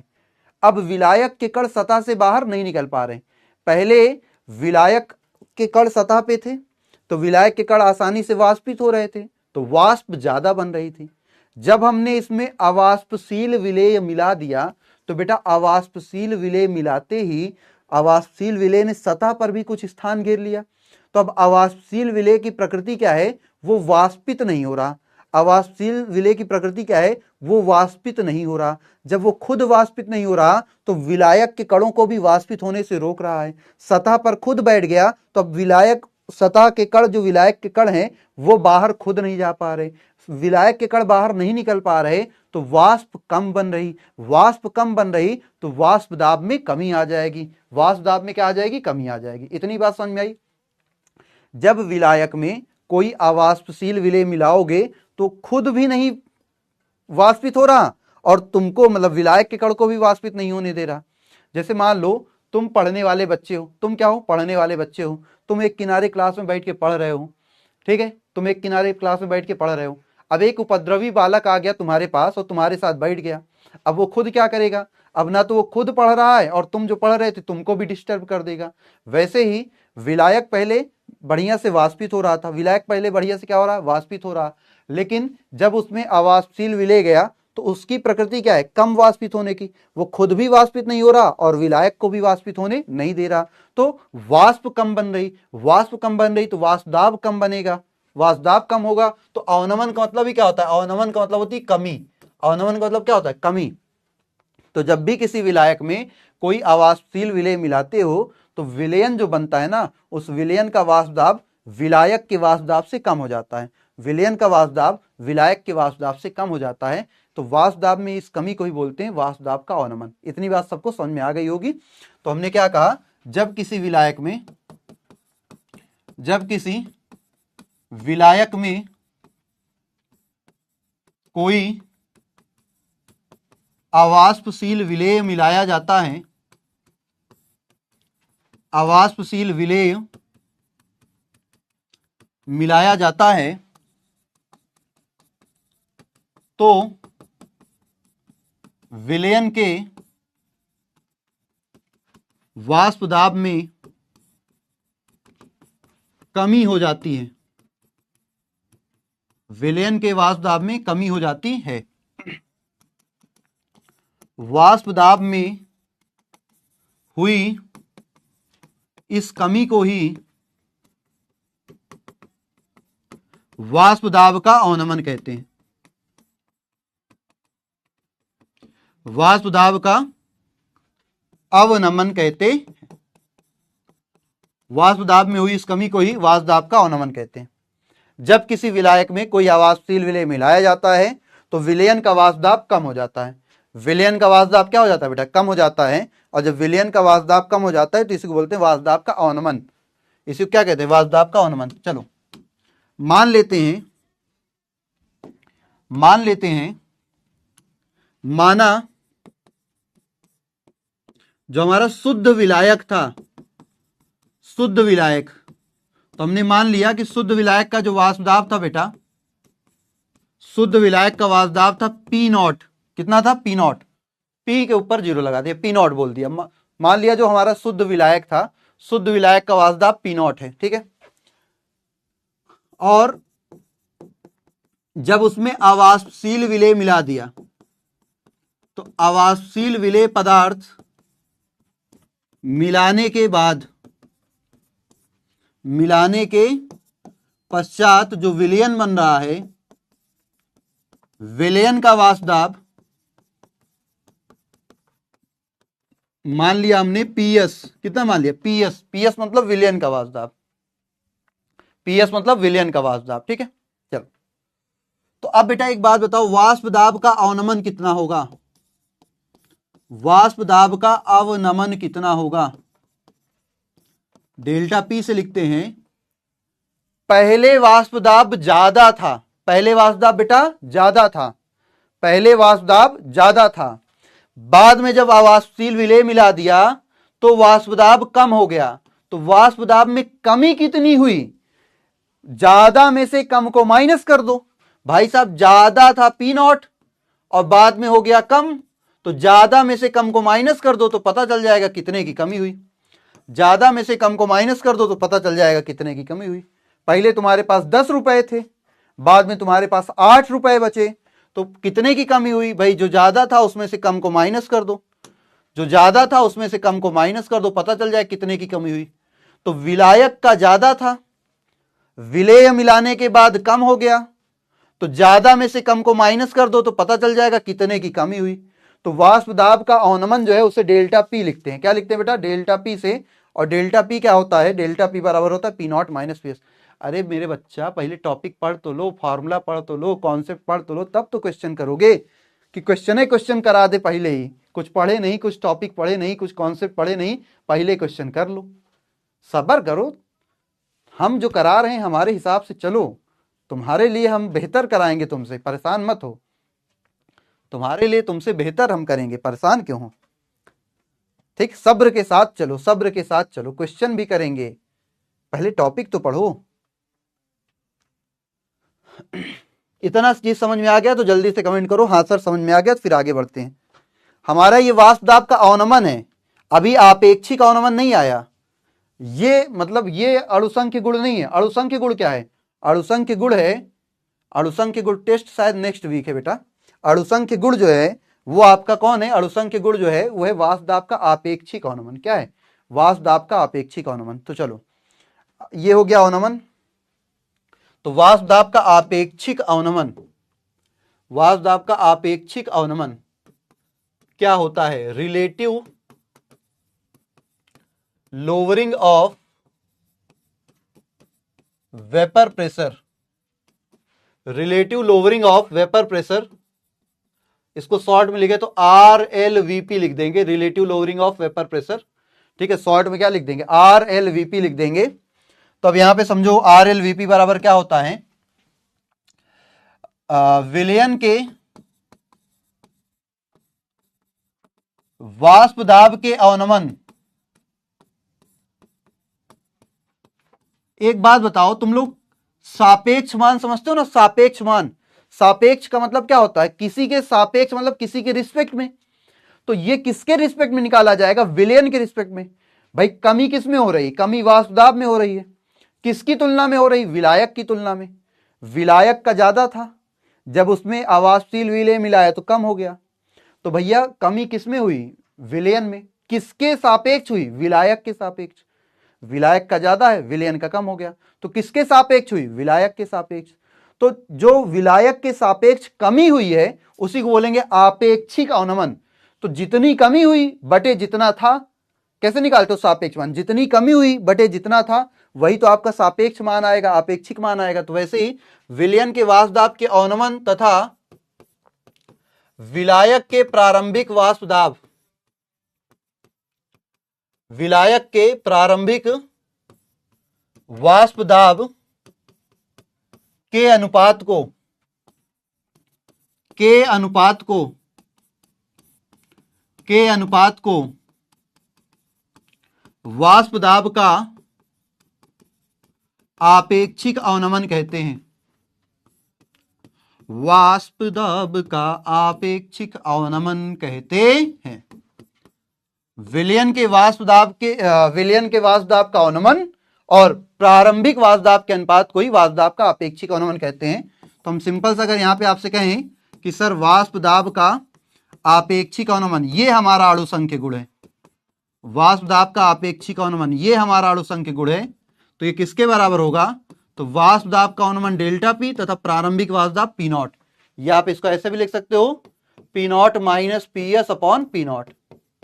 ये है सर, ये है वाष्पदाब का आपेक्षिक अवनमन, ये है वाष्पदाब का आपेक्षिक अवनमन, ये है वाष्पदाब का आपेक्षिक अवनमन। ठीक है, तो वाष्पदाब में कमी बटे प्रारंभिक वाष्पदाब, यही है आपेक्षिक अवनमन। वाष्पदाब में कमी किसके रिस्पेक्ट में? प्रारंभ में जितना था उसके रिस्पेक्ट में। तो वाष्पदाब में कमी किसके रिस्पेक्ट में? प्रारंभ में जितना था उसके रिस्पेक्ट में। तो इसी को क्या बोलते हैं बेटा? इसी को बोलते हैं आपेक्षिक अवनमन। इसी को क्या बोलते हैं? आपेक्षिक अवनमन। ठीक, तो किसी भी विलयन के वाष्पदाब में जो कमी हुई है बटे प्रारंभिक वाष्पदाब जो था उसी को बोलते हैं आपेक्षिक अवनमन। तो ये आपका हो गया, ये आपेक्षिक अवनमन का फॉर्मूला हो गया। मतलब सिंपल से कहो relative lowering of vapour pressure क्या है? तो relative lowering of vapour pressure मतलब P not minus P S upon P naught. यही तो है, यही तो है। बस बोलो समझ में आई बात? रिपीट कर दें बेटा? रिपीट करने का सिंपल सा कहानी है, वाष्पदाब की कमी, वाष्पदाब की कमी, वाष्पदाब में जो कमी हुई है और बटे जो प्रारंभिक वाष्पदाब था, इसको हम यहीं पे लिख दें अगर तुम लोग की सुविधा के लिए, तो शायद तुम लोग समझ जाओ अच्छे से। रुको, तुम्हारे लिए हम एक और चीज कर दे रहे हैं, तुम्हारे लिए हम एक और चीज कर दे रहे हैं। क्या कर दे रहे हैं सर? तुम्हारे लिए हम एक और चीज कर दे रहे हैं। कर दीजिए सर, कर दीजिए तो आज। हाँ बेटा आओ, कर दे रहे हैं। देखो तुम्हारे लिए हम और एक लाइन लिख दे रहे हैं। ये किसके बराबर होता है, रंग बदल दे रहे हैं, ये बराबर होता है वाष्प दाब का अवनमन बटे प्रारंभिक वाष्प दाब। इसके बराबर होता है क्या, आपेक्षिक अवनमन। आपेक्षिक अवनमन इसके बराबर होता है। ठीक है सर। तो वाष्प दाब का अवनमन कितना था, डेल्टा पी, और प्रारंभिक वाष्प दाब पी नॉट। डेल्टा पी बराबर क्या था, P not minus P S बटे पी नॉट। ये अब समझ में आई बात, क्या अब समझ में आई बात, बोलो हीरो हीरा लाल लोगों। ठीक है, ये हो गई कहानी। तुम सब हीरो हीरा लाल हो, बोलो जल्दी भाई साहब। क्या ये बात समझ में आई, क्या ये बात समझ में आई तुमको भाई, क्या ये बात समझ में आई तुमको मेरे भाई, जल्दी से बताई तो आगे बढ़ा जाई, नहीं तो रुक जाई हम सबकी पढ़ाई। बोलो क्या ये बात समझ में आई, राइमिंग बन जाती, वाह क्या बात है। चलो ठीक है, समझ में आई। ओके ओके ओके, चलो नेक्स्ट नेक्स्ट नेक्स्ट बढ़ा जाए फिर। हाँ सी डाउट देख तो रहे हैं बेटा, डाउट क्या डाउट है, क्या डाउट है। डाउट तो तुम लोग का दिख ही नहीं रहा, या तो जी सर दिख रहा है या तो तुम लोग की बातें दिख रही हैं।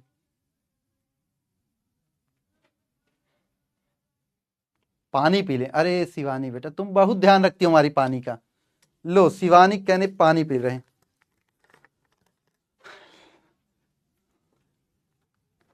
एक लड़की है शिवानी जो हर क्लास में पिला देती है पानी, वाह बन गई एक नई कहानी। चलो पी ले रहे हैं बेटा तुम्हारे कहने पानी। चलो चलो,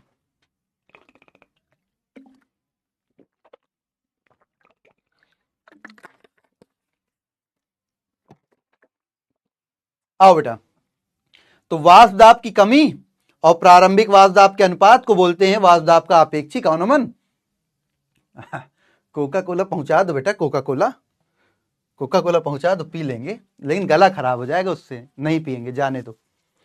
कोका कोला से गला खराब हो जाएगा, नहीं पियेंगे। लो आओ, अब देखते हैं राउल्ट का नियम। किसका नियम बेटा, तो यहां पर भी एक राउल्ट का नियम है। अब आप लोग कहोगे सर राउल्ट का नियम तो पढ़ चुके हैं, तो नहीं बेटा, ये जो है ये वाष्प दाब के आपेक्षिक अवनमन संबंधी राउल्ट का नियम है। किससे, वाष्प दाब के आपेक्षिक अवनमन संबंधी राउल्ट का नियम है। यहां हम लिख दे रहे हैं वाष्प दाब के आपेक्षिक अवनमन संबंधी, वाष्प दाब के आपेक्षिक अवनमन संबंधी राउल्ट का नियम।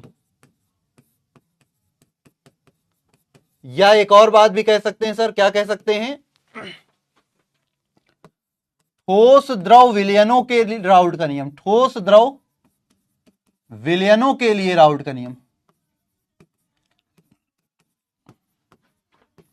और क्या कह सकते हैं, ठोस द्रव विलयनों के राउल्ट का नियम, ये भी तो कह सकते हैं। क्यों सर, ये क्यों कह सकते हैं भाई साहब, आपको पता है, आपको पता है, क्या पता है कि जो पिछला वाला हमने पढ़ा था, जो पिछला वाला हमने पढ़ा था उसमें क्या था, उसमें विलायक भी वाष्पशील था और विलेय भी वाष्पशील था।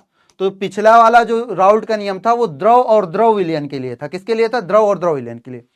इसमें विलायक तो वाष्पशील है लेकिन विलेय अवाष्पशील है। तो अवाष्पशील विलेय जो है बेटा वो कैसा है, ठोस अवस्था में। कैसा है, ठोस अवस्था में। तो ठोस द्रव विलयन के लिए, ठीक है, ये किसके लिए, ठोस द्रव विलयन के लिए। किसके लिए, ठोस द्रव विलयन के लिए, ठोस द्रव विलयन के लिए।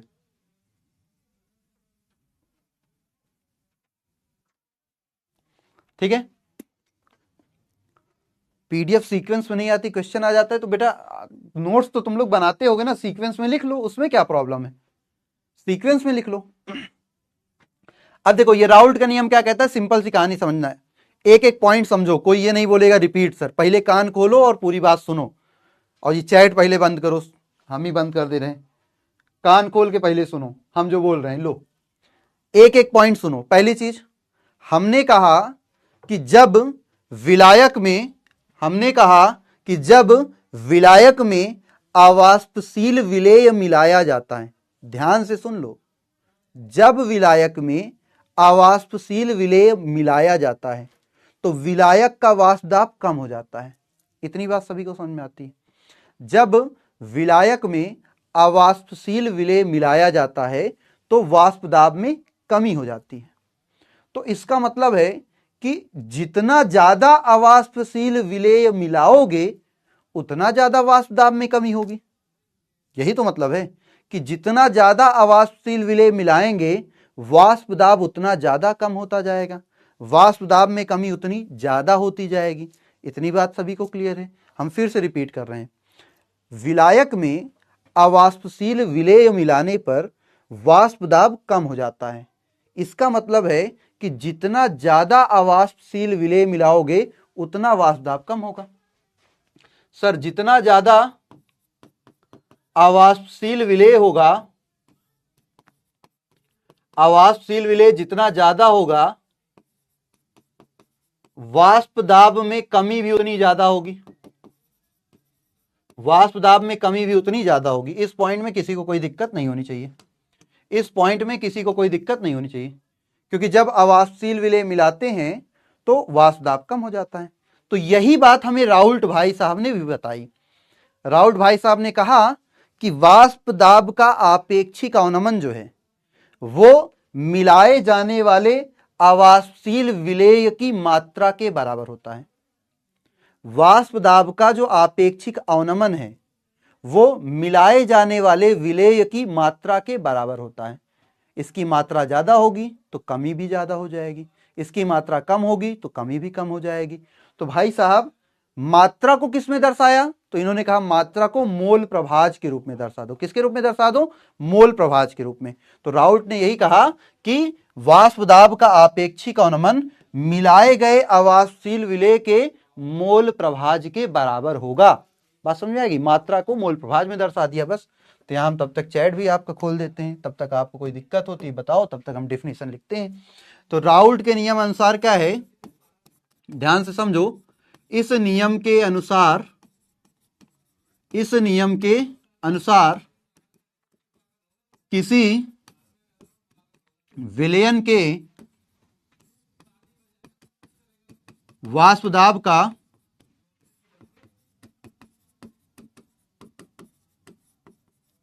आपेक्षिक अवनमन विलयन में मिलाए गए अवाष्पशील विलेय पदार्थ के मोल प्रभाज के बराबर होता है। मोल प्रभाज के बराबर होता है। यह है आपका राउल्ट का नियम, यह है आपका राउल्ट का नियम। बोलो इतनी बात सभी को समझ में आ गई? मतलब इन्होंने क्या कहा? इन्होंने कहा कि वाष्प दाब का आपेक्षिक अवनमन, वाष्प दाब का आपेक्षिक अवनमन बराबर होता है अवाष्पशील विलेय के मोल प्रभाज के।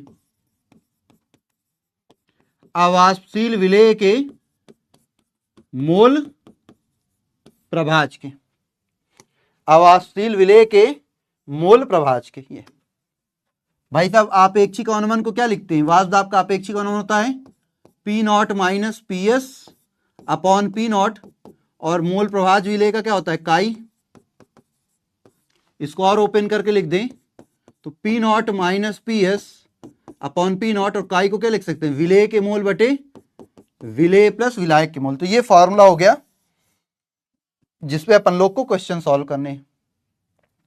ये फॉर्मूला हो गया जिसपे अपन लोग को क्वेश्चन सॉल्व करने हैं। ठीक है,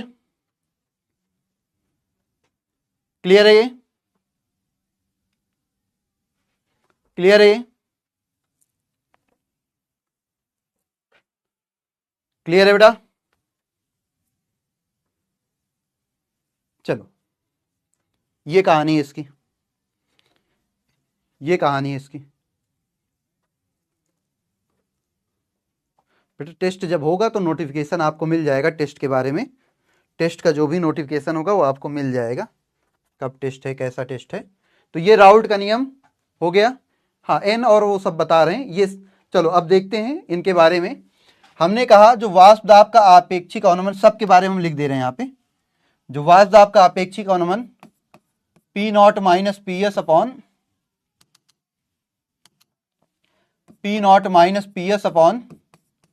पी नॉट बराबर N upon N plus N है। अब यहाँ पे सब टर्म्स का मतलब सर बता दीजिए। चलो सब टर्म्स का मतलब समझो।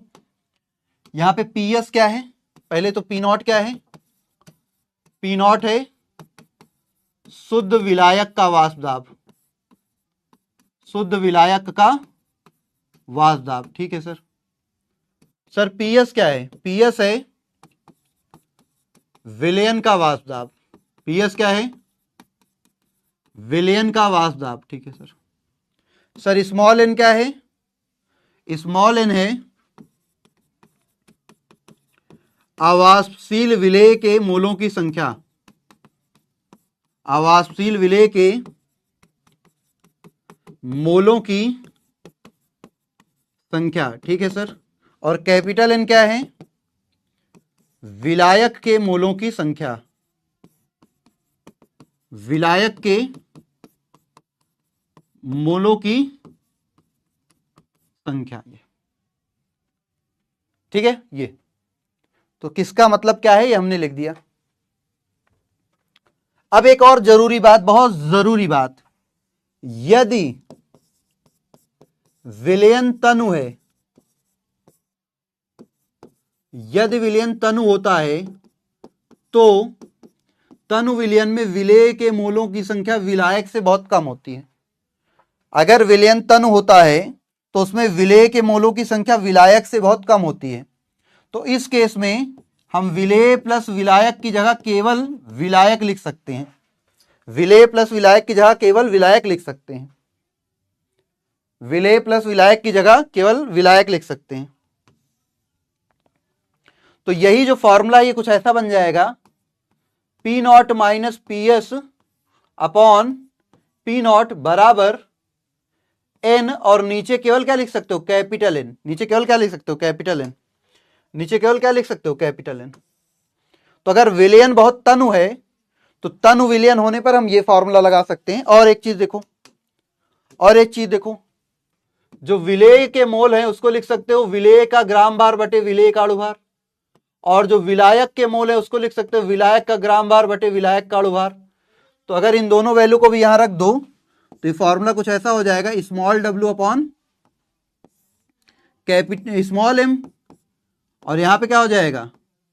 Capital W upon capital M. तो कैपिटल एम कूद कर ऊपर चला जाएगा, तो कुछ ऐसा फॉर्मूला बन जाएगा। अब एक बात समझो, सर हमको कैसे पता कि हमारा विलयन तनु है या हमारा विलयन सांद्र है? तो हम कौन सा फॉर्मूला लगाएंगे, ये या ये? और सर आपने इसको ऐसे बनाया ही क्यों? क्या तनु विलयन पर ये फॉर्मूला नहीं लग सकता था? लग सकता है भाई, लग सकता है। लेकिन होता क्या है कि सामान्यतः जो मोलों की संख्या है वो दशमलव में आ जाती है। कभी कभी कैसे आ जाती बेटा? दशमलव में। तो जब दशमलव में आ जाती है तो नीचे दोनों को जोड़कर फिर भाग देने में थोड़ा कैलकुलेशन मुश्किल हो जाती है। क्या हो जाती है? कैलकुलेशन मुश्किल हो जाती है। तो इसलिए हम क्या करते हैं, नीचे से सोच रहे हैं कि एक टर्म गायब कर दे तो कैलकुलेशन आसान हो जाए। तो सर हम कब ये फॉर्मूला लगाएंगे कि ये हमें कैसे पता चले? तो हम तुमको कह रहे हैं कि तुम सिंपल सी कहानी समझो, इसको ही हम बदल दे रहे हैं सिंपल फॉर्म में। कैसे बदल दे रहे हैं? सरल रूप में। इसी का सरल रूप और सरल रूप बना दे रहे, और सरल रूप बना दे रहे, इसी का और सरल रूप बना दे रहे। क्या बना दे रहे सर? इसी का थोड़ा सरल रूप बना दीजिए। ऐसा फॉर्मूला बताइए जो तनु विलयन पर भी लग जाए और जो सांद्र विलयन पर लग जाए और कोई समस्या हमें कभी आने ही ना पाए। सर एक ऐसा फॉर्मूला बता दीजिए जो तनु विलयन पर भी लग जाए, सांद्र विलयन पर भी लग जाए और हमें कोई समस्या आने ही ना पाए। तो चलो देखो, क्या इस फॉर्मूले को मतलब पी नॉट माइनस, क्या लाल से दिख रहा है? शायद ना दिख रहा हो तुम लोग को, तो हम रंग बदल दे रहे हैं, ठीक है। चलो, तो यहां पे क्या हो जाएगा, क्या इस फॉर्मूले को, मतलब पहले हम फॉर्मूला लिख लें, P S upon P not is equal to N upon N plus N, यही फॉर्मूला है। अगर इसको उल्टा कर दिया जाए, उल्टा करने का मतलब पी नॉट ऊपर हो जाए और ये नीचे हो जाए, तो इधर वाला पार्ट भी तो उल्टा हो जाएगा, इधर वाला पार्ट भी तो उल्टा जो है, हमने व्युत्क्रम कर दिया, व्युत्क्रम उल्टा कर दिया। अब देखो, इस वाले पार्ट को ऐसा ही रहने दो, P not upon P not minus P S, इसको क्या लिख सकते हो, एन बटे एन प्लस एन बटे एन, ऐसा लिख सकते हैं। ये वाला इसके विभाग में है, ये वाला इसके विभाग में है, तो दोनों को अलग अलग ऐसे लिखा जा सकता है। एन से एन कट गया, एक बचा, तो क्या आ गया, पी नॉट बटे P not minus P S बराबर एक plus capital N upon small N, ये आ गया। ये वन इधर प्लस में इधर भेजेंगे तो माइनस में हो जाएगा सर, ठीक है। तो P not upon P not minus P S, ये प्लस में उधर जाएगा सर, माइनस में हो जाएगा, ठीक है। तो सर इधर आ गया माइनस में। इसको एलसीएम ले लो, तो सर एलसीएम आया P not minus P S, तो सर ये तो ऐसे ही रहेगा पी नॉट, इसको एलसीएम लोगे तो इस पूरे का गुणा होगा वन से, तो देखो माइनस वन है, तो पी नॉट वाला हो जाएगा माइनस में, पी नॉट कैसा हो जाएगा, माइनस में, और ये माइनस कैसा हो जाएगा, प्लस में, और बराबर में एन बटे स्मॉल एन। देखो इस पी नॉट से ये पी नॉट कैंसिल हो जाएगा, तो बचेगा क्या, बचेगा पी नॉट, सॉरी ऊपर क्या बचा, ऊपर बचा पी एस और नीचे क्या बचा, P not minus P S बराबर capital N upon small N. वापस से इसको उल्टा कर दो, वापस से इसको उल्टा कर दोगे तो ये देखो आ गया एक ये फॉर्मूला एन बटे कैपिटल एन, एक ये सूत्र आया, और इस सूत्र को आप जहां मन चाहे वहां लगाओ, चाहे तनु विलयन पे, चाहे अति तनु विलयन पे, जिस पर आपको लगाना ये सूत्र लगाइए। और ये सूत्र देखो, अब यहां एन अपॉन एन वही चीज हो गई ना, इसको क्या लिख सकते हो, small W into capital M upon small capital W into small M, ये लिखा जा सकता है। तो अब आप इस फॉर्मूले को जहां मन वहां लगाओ, जहां मन वहां लगाओ, तो इस फॉर्मूले से आपको क्या मिलेगा, इस फॉर्मूले से आपको मिल जाएगा वही मान जो आपको इस फॉर्मूले से मिल रहा, मतलब ये फॉर्मूला और ये फॉर्मूला दोनों सेम है, वो दोनों क्या है, सेम है। बस यहां पे क्या था, यहां नीचे एन प्लस एन था, तो थोड़ा सा कैलकुलेशन टफ हो जा रही थी, और यहां पे केवल इस नीचे कैपिटल एन आ गया तो कैलकुलेशन आसान हो जाएगी। बस ये कहानी है, बाकी दोनों से सेम आंसर आएंगे। जो फॉर्मूला ये है वही फॉर्मूला ये है, जो मान इस फॉर्मूले से आएगा वही मान इस फॉर्मूले से भी आएगा। अब यहाँ पे स्मॉल डब्ल्यू वगैरह का वैल्यू क्या है वो समझ लो। स्मॉल डब्ल्यू जो है वो है विलेय का भार, वो क्या है, विलेय का भार। स्मॉल एम जो है वो है विलेय का अणुभार, विलेय का अणुभार। कैपिटल डब्ल्यू जो है वो है विलायक का भार, क्या है बेटा, विलायक का भार। और कैपिटल एम जो है वो है विलायक का अणुभार, वो क्या है, विलायक का अणुभार।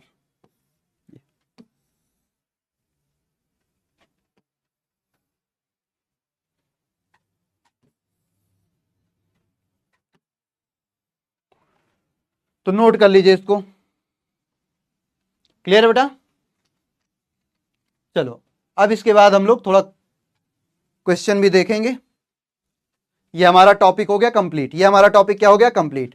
ये टॉपिक हमारा हो गया बेटा कंप्लीट। कौन सा टॉपिक, वाष्प दाब का अपेक्षिक अवनमन संबंधी जो राउल्ट का नियम था। तो राउल्ट के नियम का एक इक्वेशन ये भी है, एक इक्वेशन वो ऊपर वाला भी है, और एक इक्वेशन वो साइड वाला भी है। नोट कर लीजिए इसको।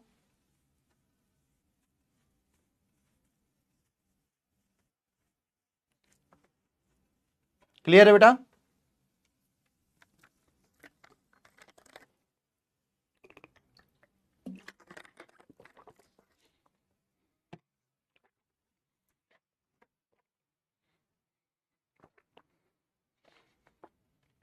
चलो क्लियर है?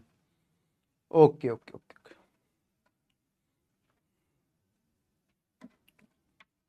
क्लियर है ये बातें, ठीक है। Okay okay okay okay okay okay.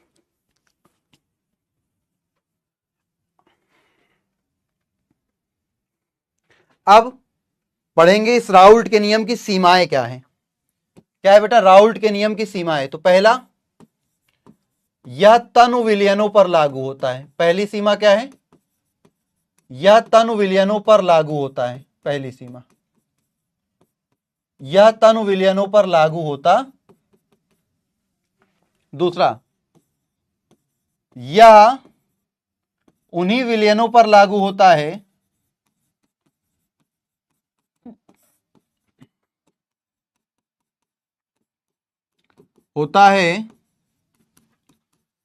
जिनमें अवाष्पशील विलेय उपस्थित होते हैं। जिनमें अवाष्पशील विलेय उपस्थित होते हैं। विलेय कैसा होना चाहिए? अवाष्पशील। तो जिनमें विलेय, अवाष्पशील विलेय उपस्थित होते हैं। इसके अलावा यह नियम उन्हीं विलयनों पर लागू होता है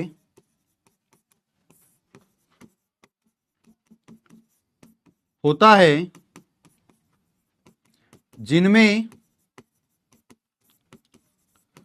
विलेय पदार्थ का वियोजन या संगुणन नहीं होता है। वियोजन या संगुणन नहीं होता है।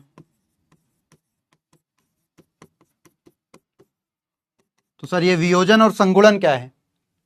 वियोजन का मतलब, जैसे मान लो हम विलेय के 2 मोल लेकर गए और ये दोनों मोल जुड़कर एक बन गए। दोनों मोल जुड़कर कितने बन गए? एक। 2 लेकर गए 1, तो ये हो गया संगुणन। संगुणन मतलब होता है जुड़ जाना।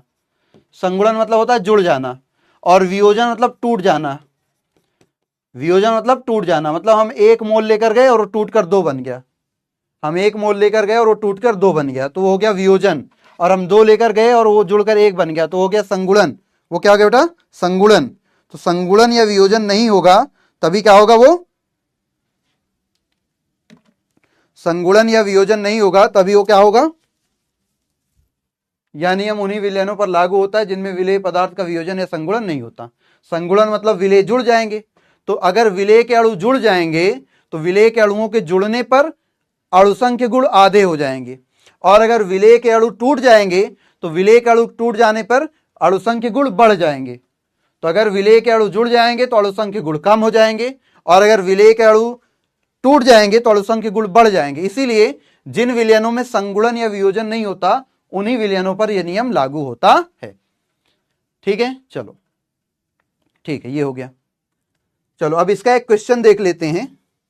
क्वेश्चन इसका तो शायद आज आया नहीं। चलो अपने से क्वेश्चन बनाते हैं। नहीं आया तो क्या हुआ? नहीं आया तो क्वेश्चन अपने से बनाया जाएगा। चलो क्वेश्चन क्वेश्चन क्वेश्चन मान लो 114 ग्राम ऑक्टेन में अवाष्पशील विलेय पदार्थ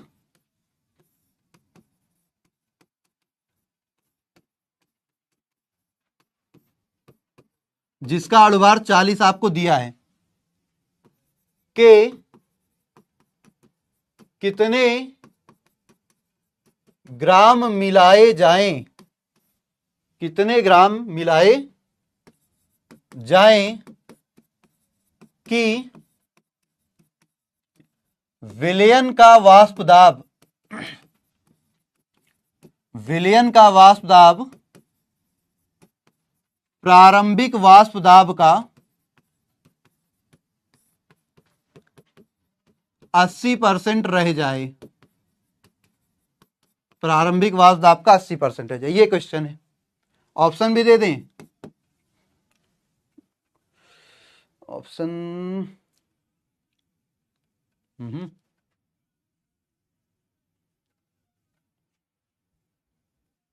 चलो, ऑप्शन है 10 ग्राम, ऑप्शन है 20 ग्राम, ऑप्शन है 15 ग्राम, या ऑप्शन है इनमें से कोई नहीं, इनमें से कोई नहीं।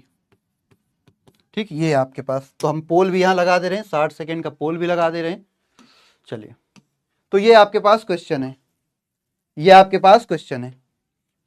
ठीक है, कह रहा है 114 ऑक्टेन का सूत्र नहीं पता। जिन लोगों को ऑक्टेन का सूत्र नहीं पता बेटा, वो ऑक्टेन का सूत्र देख लो। ऑक्टेन होता है C8H18। कितना होता है? C8H18। ये ऑक्टेन का सूत्र होता है, ये ऑक्टेन का सूत्र होता है। और इसका अणुभार निकालेंगे ना, तो इसका अणुभार भी जो आएगा 12 8 96, 96 और 18 114। इसका अणुभार भी आएगा 114। कितना आएगा? 114। कितना आएगा? 114। चलो,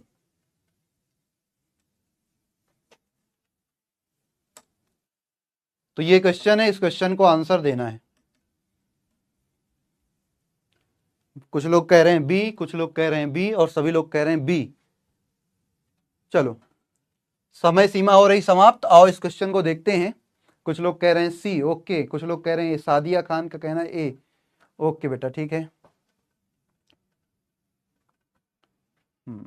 खा लेंगे बेटा खाना, तुम्हारी क्लास खत्म हो जाए ना, फिर खा लेंगे। ज्यादा चिंता हो तो पहुंचा जाओ। चलो देखो, अब क्वेश्चन को समझते हैं। ये टाइम खत्म हो गया, फिर पोल पे आएंगे। क्वेश्चन क्या कह रहा था? क्वेश्चन कह रहा हमारे पास, चलो इस क्वेश्चन का हल देखा जाए। हल हल कह रहा है विलायक है ऑक्टेन और विलेय है, तो विलेय नहीं पता हमें। क्वेश्चन में कह रहा विलेय का कितना ग्राम मिलाया जाए, तो इसका मतलब विलेय का भार पूछ रहा है। क्या पूछ रहा? विलेय का भार। विलेय का भार पूछ रहा है। विलेय का अणुभार दिया है कितना? 40। विलायक है ऑक्टेन, तो विलायक का भी भार, जिसको हम कैपिटल डब्ल्यू से दर्शाते हैं। ऐसे एक एक चीज नोट कर लिया करो कि क्या क्या दिया है। ये 114 दिया है, और विलायक का अणुभार भी हम लोगों ने निकाला। तो भाई हमारा विलायक कौन है? विलायक हमारा है ऑक्टेन, तो उसका अणुभार हमने निकाला तो 114 ही आया। इतनी बात समझ में आई? कह रहा है ऑक्टेन में अवाष्पशील विलेय पदार्थ के कितने ग्राम मिलाए जाएं, कितने ग्राम मिलाए जाएं कि विलयन का वाष्प दाब प्रारंभिक वाष्प दाब का 80% रह जाए। तो भाई क्या आपको प्रारंभिक वाष्प दाब पता है? नहीं। तो मान लो, माना प्रारंभिक वाष्प दाब, आप मान लीजिए कि भाई प्रारंभिक वाष्प दाब, प्रारंभिक वाष्प दाब को किससे लिखते हैं? पी नॉट से। मान लो प्रारंभिक वाष्प दाब है पी, मान लो प्रारंभिक वाष्प दाब है पी, मान लो प्रारंभिक वाष्प दाब है पी। कितना है? पी। तो प्रारंभिक वाष्प दाब पी है, तो विलयन का वाष्प दाब कितना हो जाएगा? विलयन का वाष्प दाब, क्वेश्चन कह रहा है कि भाई साहब पीएस से लिखेंगे ना, विलयन का वाष्प दाब प्रारंभिक वाष्प दाब का 80% रह जाए। इसका मतलब भाई साहब प्रारंभिक वाष्प दाब का 80% मतलब ये पी का 80%। किसका 80%? भाई साहब पी का 80% ना, पी का 80%। और भाई साहब 80% का मतलब क्या होता है? 80% का मतलब होता है 80/100, और 80/100 कितना आ जाएगा? 0.8 पी। कितना आ जाएगा? 0.8 पी। तो पीएस का मान आ जाएगा 0.8 पी। पीएस का मान कितना आ जाएगा? 0.8 पी। पीएस का मान कितना आ जाएगा? 0.8 पी। तो पहले ये क्वेश्चन को समझो ध्यान से, क्वेश्चन को समझो। हाँ, इस तरह से 10 आएगा और लगभग वाले कॉन्सेप्ट से 8 आएगा। तो हम लोग एग्जैक्ट फॉर्मूला यूज कर रहे हैं। जो एग्जैक्ट फॉर्मूला है, लगभग वाला नहीं यूज करेंगे हम लोग। क्या करेंगे? एग्जैक्ट फॉर्मूला लगाएंगे। जब इस तरह की कहानी हो ना, कहीं पर अलग अलग ऑप्शन, मान लो हम ऑप्शन में 10 भी देते थे, हम ऑप्शन में 8 भी देते थे, तो फिर हम एग्जैक्ट वाला फॉर्मूला लगाते हैं ना। तो देखो इतनी चीजें दी हुई हैं। अब राउल्ट का नियम लगाओ। राउल्ट का नियम का फॉर्मूला क्या है? राउल्ट के नियम का फॉर्मूला क्या है? एग्जैक्ट वाला फॉर्मूला बताओ।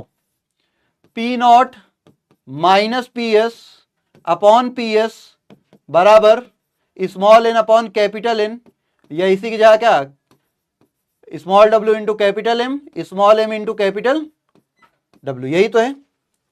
तो बताओ पी नॉट का मान कितना, इसको गायब कर दें क्या 20 से, इसको 20 से गायब कर दें, ये इसकी जरूरत हमें है नहीं, इसको 20 से गायब करो, हटाओ। तो हमारे पास जो एग्जैक्ट वैल्यू है ये फॉर्मूला है, पी नॉट है कितना पी, और पी एस कितना है 0.8 पी अपॉन 0.8 पी बराबर डब्लू कितना है, स्मॉल डब्लू पता करना है, कैपिटल एम 114, स्मॉल एम कितना है 40 और कैपिटल डब्लू 114, इससे तो ये कैंसिल हो गया। अगर देखो पी कॉमन ले लो तो पी कॉमन ले लो कितना आ जाएगा 1 माइनस 0.8 पी अपॉन 0.8 पी बराबर डब्लू बटे 40। तो यहां से क्या हो गया, पी से पी कैंसिल, 1 में से 0.8 घटाओगे आ जाएगा 0.2 और ये 0.8 नीचे बचा डब्लू बटे 40। अब देखो ये क्या है 0.2 2 चौके 8, 4 बार कट जाएगा और ये 40 का तिर्यक गुणा करोगे तो ऊपर चला जाएगा, तो डब्लू बराबर 40 बटे 4 और 40 को 4 से भाग दोगे तो आ जाएगा 10 ग्राम। कितना आ जाएगा 10 ग्राम, कितना आ जाएगा 10 ग्राम, कितना आ जाएगा बेटा 10 ग्राम, कितना आ जाएगा 10 ग्राम। बोलो क्या ये बात सभी को समझ में आ रही है,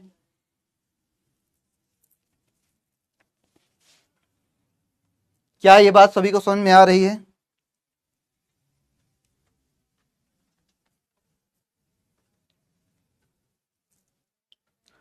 क्या ये बात सभी को समझ में आ रही है? तो इसका आंसर कितना था, इसका आंसर था ए, इसका आंसर क्या था ए 10 ग्राम। देखते हैं लगभग 23% बच्चों ने सही जवाब दिया, संजीव, मोहम्मद तौसीफ अंसारी, सादिया खान, प्रवीण सूथर, प्रखर साहू, दुर्गेश सिंह, अमृता, सौम्य अग्रवाल, मोहम्मद आसिफ और आसिफ अली, ये बच्चे हैं जिन्होंने सही जवाब दिया। ये आपका क्वेश्चन का आंसर, दोनों लगाया है हाँ बेटा, लेकिन जब आंसर एग्जैक्ट की बात करेंगे तो एग्जैक्ट फार्मूला लगाएंगे, एग्जैक्ट फार्मूला लगाएंगे, ठीक है, तो एग्जैक्ट फार्मूला लगाएंगे। क्लियर है ये, समझ में आ गई बात? चलो तो अब आज नए क्वेश्चन करने का तो समय नहीं है, तो पिछला जो आपको होमवर्क दिया था वो हम थोड़ा सा आपको बता देते हैं और फिर इस टॉपिक के और क्वेश्चन हम लोग नेक्स्ट क्लास में करेंगे। आपको हमने जो होमवर्क दिया था वो हम आपको बता देते हैं, ये आपको हमने होमवर्क दिया था ना, इस होमवर्क को बता देते हैं। जिन लोगों ने सॉल्व किया अच्छी चीज़ है, जिन लोगों से नहीं हुआ वो देख लीजिए ध्यान से। कह रहा है 99 डिग्री पर उबलने वाले 2 अमिश्रणीय तरल पदार्थ नाइट्रोबेंजीन और जल के मिश्रण में जल का आंशिक वाष्प दाब इतना है। तो भाई आप यहाँ पहले मान लो, आप नाइट्रोबेंजीन को ए मान लो, हमने मान लिया नाइट्रोबेंजीन को ए मान लिया और जल को बी मान लिया, तो आसान हो जाएगा। कह रहा जल का आंशिक वाष्प दाब, आंशिक वाष्प दाब मतलब पीए, सॉरी जल को हमने बी माना है ना, कुछ भी मान लो किसी को, ए बी लो, नाइट्रोबेंजीन जल, जल का आंशिक वाष्प दाब, इसको मान लो बी, इसको जल को मान लो ए। तो कह रहा ए का आंशिक वाष्प दाब है 733 mm और नाइट्रोबेंजीन बी का आंशिक वाष्प दाब है 27 mm, ठीक है। तो राउल्ट के नियम के अनुसार क्या है, राउल्ट के नियम से, एक बात बताओ, राउल्ट के नियम से क्या था कि विलयन का कुल वाष्प दाब दोनों के आंशिक वाष्प दाब के योग के बराबर होगा। तो ये 733 था और ये 27 था, तो बेटा ये कितना आ जाता 760 mm, कुल वाष्प दाब कितना आ जाता 760 mm, पहली चीज मिल गई। फिर क्वेश्चन कह रहा था आसुत, आसुत मतलब वाष्प, आसुत मतलब वाष्प, वाष्प में, वाष्प प्रावस्था समझ लो, डिस्टिलेट मतलब वाष्प प्रावस्था। तो वाष्प प्रावस्था में नाइट्रोबेंजीन के भार और जल के अनुपात की गणना कीजिए, नाइट्रोबेंजीन के भार और जल के भार के अनुपात की गणना कीजिए। तो वाष्प प्रावस्था का संगठन, फॉर्मूला आपको हमने बताया था, वाष्प प्रावस्था का संगठन का फॉर्मूला बताया था, वाष्प प्रावस्था का संगठन का फॉर्मूला क्या था, वाई ए बराबर पी ए बटे पी एस, यही तो था, और वाई बी बराबर पी बी बटे पी एस। चलो तो भाई साहब एक बात बताओ, इस फॉर्मूले को और क्या लिख सकते हो, वाई ए का मतलब क्या है, वाई ए का मतलब है N A upon Na plus NB, है ना। YA का मतलब क्या है, Na upon Na plus NB, और YB का मतलब क्या है, NB upon Na plus NB, यही तो है मोल प्रवाह, यही तो होता है, ये फॉर्मूला ही है, ये फॉर्मूला ही है, ठीक है। अब इसको समीकरण 1 मानते, इसको समीकरण 2 मानते, दोनों को भाग दे देते, तो दोनों को भाग दे दो, Na प्लस NB बटे NB upon Na plus NB बराबर PA अपॉन PS बटे PB अपॉन PS। अब देखो इस PS से PS कट जाएगा, Na अपॉन NB से ये पूरा Na प्लस NB कट जाएगा, बचेगा क्या क्या वो यहां लिख लो, बचेगा क्या क्या वो यहां लिख दो। उधर बचा Na अपॉन NB और इधर बचा PA अपॉन PB। भाई साहब Na को लिख सकते हैं WA अपॉन MA और NB को लिख सकते हैं WB अपॉन MB, तो MB ऊपर चला जाएगा बराबर PA बटे PB, यही आएगा। WA और WB यही बताना है, WA अपॉन WB बताना है, तो MB अपॉन MA बराबर PA अपॉन PB। अब इन सब का मान रख दो, देखो कैसे, जल का अणुभार निकालोगे 118 आएगा, और नाइट्रोबेंजीन का अणुभार निकालोगे तो 123 आएगा। नाइट्रोबेंजीन होता है C6H5NO2, तो इसका अणुभार कैलकुलेट करोगे तो 123 आएगा, कर लेना इतना। तो बेटा यह फॉर्मूले में WA अपॉन WB का मान हमें चाहिए, तो MB मतलब B मतलब नाइट्रोबेंजीन 123 है, और ये A 18 है, ये 733 है, और ये हमारा कितना है 27 है। हमें चाहिए क्या, नाइट्रोबेंजीन और जल, मतलब WB अपॉन WA चाहिए, क्या चाहिए, WB अपॉन WA। तो बेटा इसको उल्टा कर दोगे तो ये भी वैल्यू उलट जाएगी, ये ऊपर जाएगी ये नीचे आएगी, तो ये ऊपर जाएगी ये नीचे आएगी, मतलब 123 गुणे 27 बटे 18 गुणे 733, यही आ जाएगा। इन सबको काट पीट दोगे तो 1/4 आएगा, 1/4 का मतलब 1:4 आएगा, ये आंसर था इसका। इसका आंसर ए वाला है, 1:4।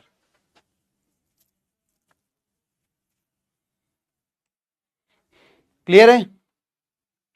एक बार ध्यान से समझो, सबसे पहले कह रहा था कि 90 डिग्री सेल्सियस पर उबलने वाले दो मिश्रणीय तरल पदार्थों नाइट्रोबेंजीन और जल के मिश्रण में जल का आंशिक वाष्प दाब इतना और नाइट्रोबेंजीन का इतना है, मतलब जल का आंशिक वाष्प दाब ये PA और नाइट्रोबेंजीन का ये PB, इन दोनों को जोड़ दिए तो आपका आ गया क्या, इन दोनों को जोड़ दिए तो आपका आ गया विलयन का कुल वाष्प दाब, विलयन का कुल वाष्प दाब। उसके बाद फिर क्या बेटा, अभी तुमको नहीं आ रहा ना इसलिए लंबा लग रहा है, जब तुमको आने लगेगा तो तुम बीच से बहुत सारे स्टेप्स गायब कर लोगे, कैलकुलेशन तेज करने लगोगे तो छोटा हो जाएगा।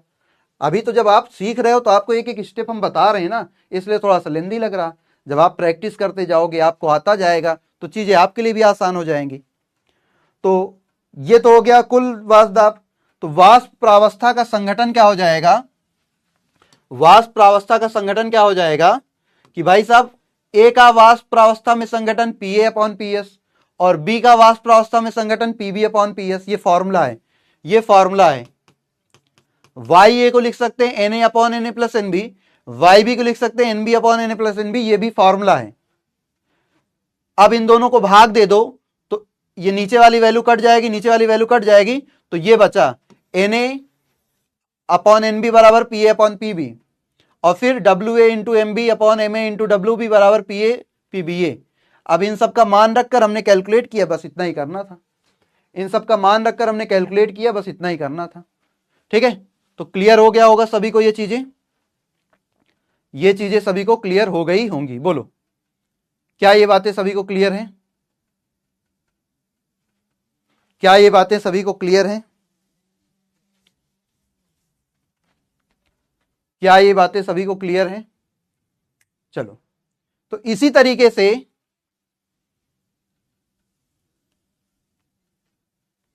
तीन लेटर लिखें जिससे इसका आंसर आ जाए। लो शॉर्ट बता देते हैं बेटा। सबसे पहले क्या करना था, डायरेक्ट PS बराबर PA प्लस PB, इतना आपको पता है, तो अगर आपको याद होता फॉर्मूला तो आप जान जाते।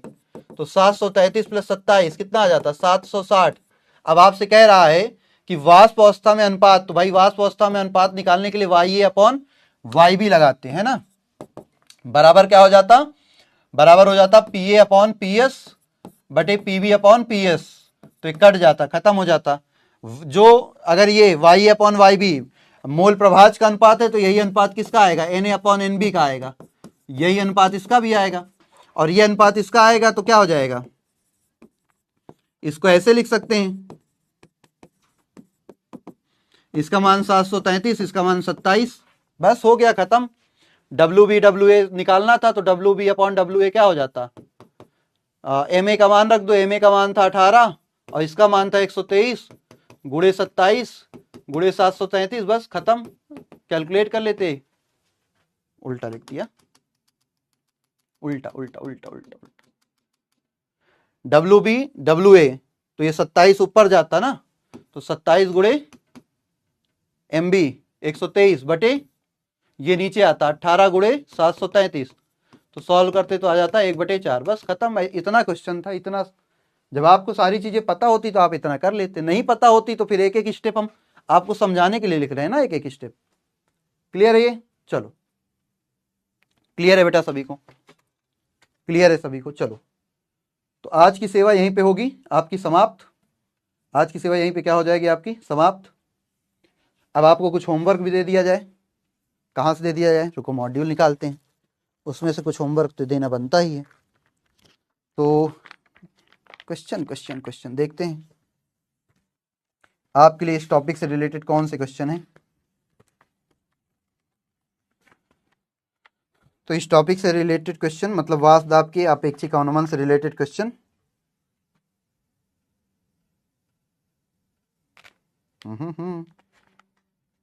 वाष्प दाब का अपेक्षिक अनुमान, कहाँ हो भाई, कहाँ हो भाई, आप तो मिल ही नहीं रहे।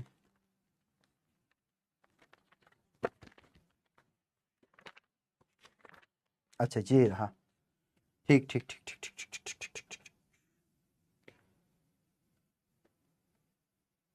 तो आपको 51 नंबर करना है, ठीक है। बाकी इधर से 62, 63 और 64, शायद ये क्वेश्चन हम पिछली क्लास में दिए थे क्या, वैसे हमें याद नहीं है, लेकिन अगर नहीं किए हो तो कर लेना। 67 और 68 ये आपके मॉड्यूल के एक्सरसाइज नंबर 1 के क्वेश्चन है जो आपको करने हैं, ठीक है, ये ध्यान रखिएगा। उसके बाद आपका जो है वही रियल टेस्ट सीरीज वाली कहानी हमने आपको बताई कि आपको अगर वाकई में नीट एग्जाम का एक्सपीरियंस करना है तो हाँ, PW ने अभी लॉन्च की है अपनी रियल टेस्ट सीरीज।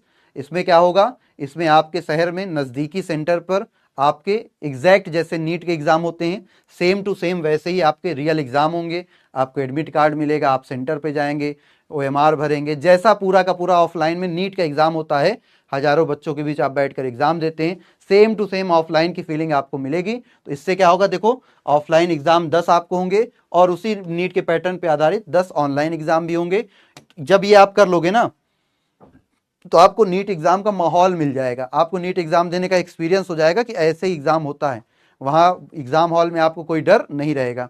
तो इससे क्या होगा, आपको जो है एक्सपीरियंस हो जाएगा।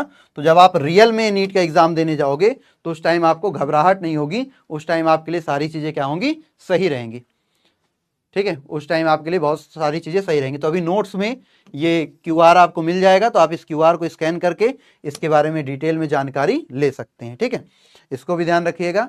और अगर इस बैच में कोई लक्ष्य 1.0 के बच्चे हैं तो उनके लिए AIR टेस्ट 3 अगस्त को अरेंज किया जा रहा, क्योंकि अभी लक्ष्य 2.0 वाले बच्चे तो उतना पढ़े नहीं हैं, लक्ष्य 1.0 वाले बच्चे पढ़ चुके हैं काफ़ी सिलेबस, तो उनके लिए AIR टेस्ट लॉन्च किया जा रहा है। इस AIR टेस्ट में क्या है, इसमें जो बच्चे अच्छी रैंक पाएंगे उन बच्चों के लिए एक अलग से बैच बनाया जाएगा, और उस बैच में क्या होगा, हाई लेवल की प्रिपरेशन उनको अलग से ही कराई जाएगी।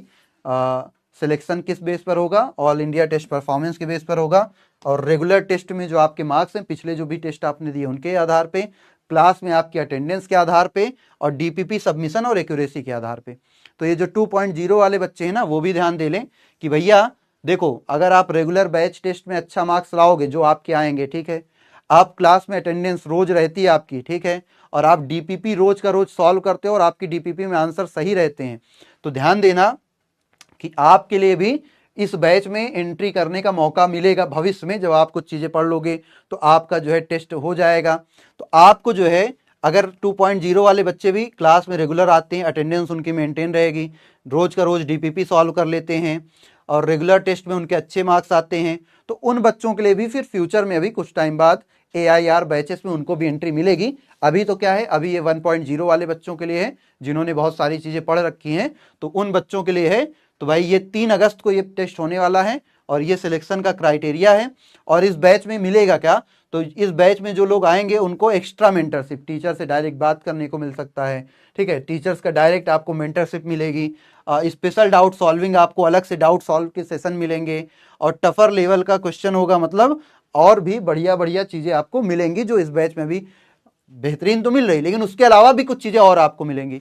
तो इसलिए जो है बढ़िया से करो सारी चीज़ें, ठीक। तो बस आज के लिए धन्यवाद, आज की सेवा यहीं पे होती समाप्त, और फिर हम लोग मिलेंगे अगली क्लास में किसी नए टॉपिक के साथ। जो भी चीज़ें हैं वो सारी चीज़ें ध्यान रखना, ठीक है।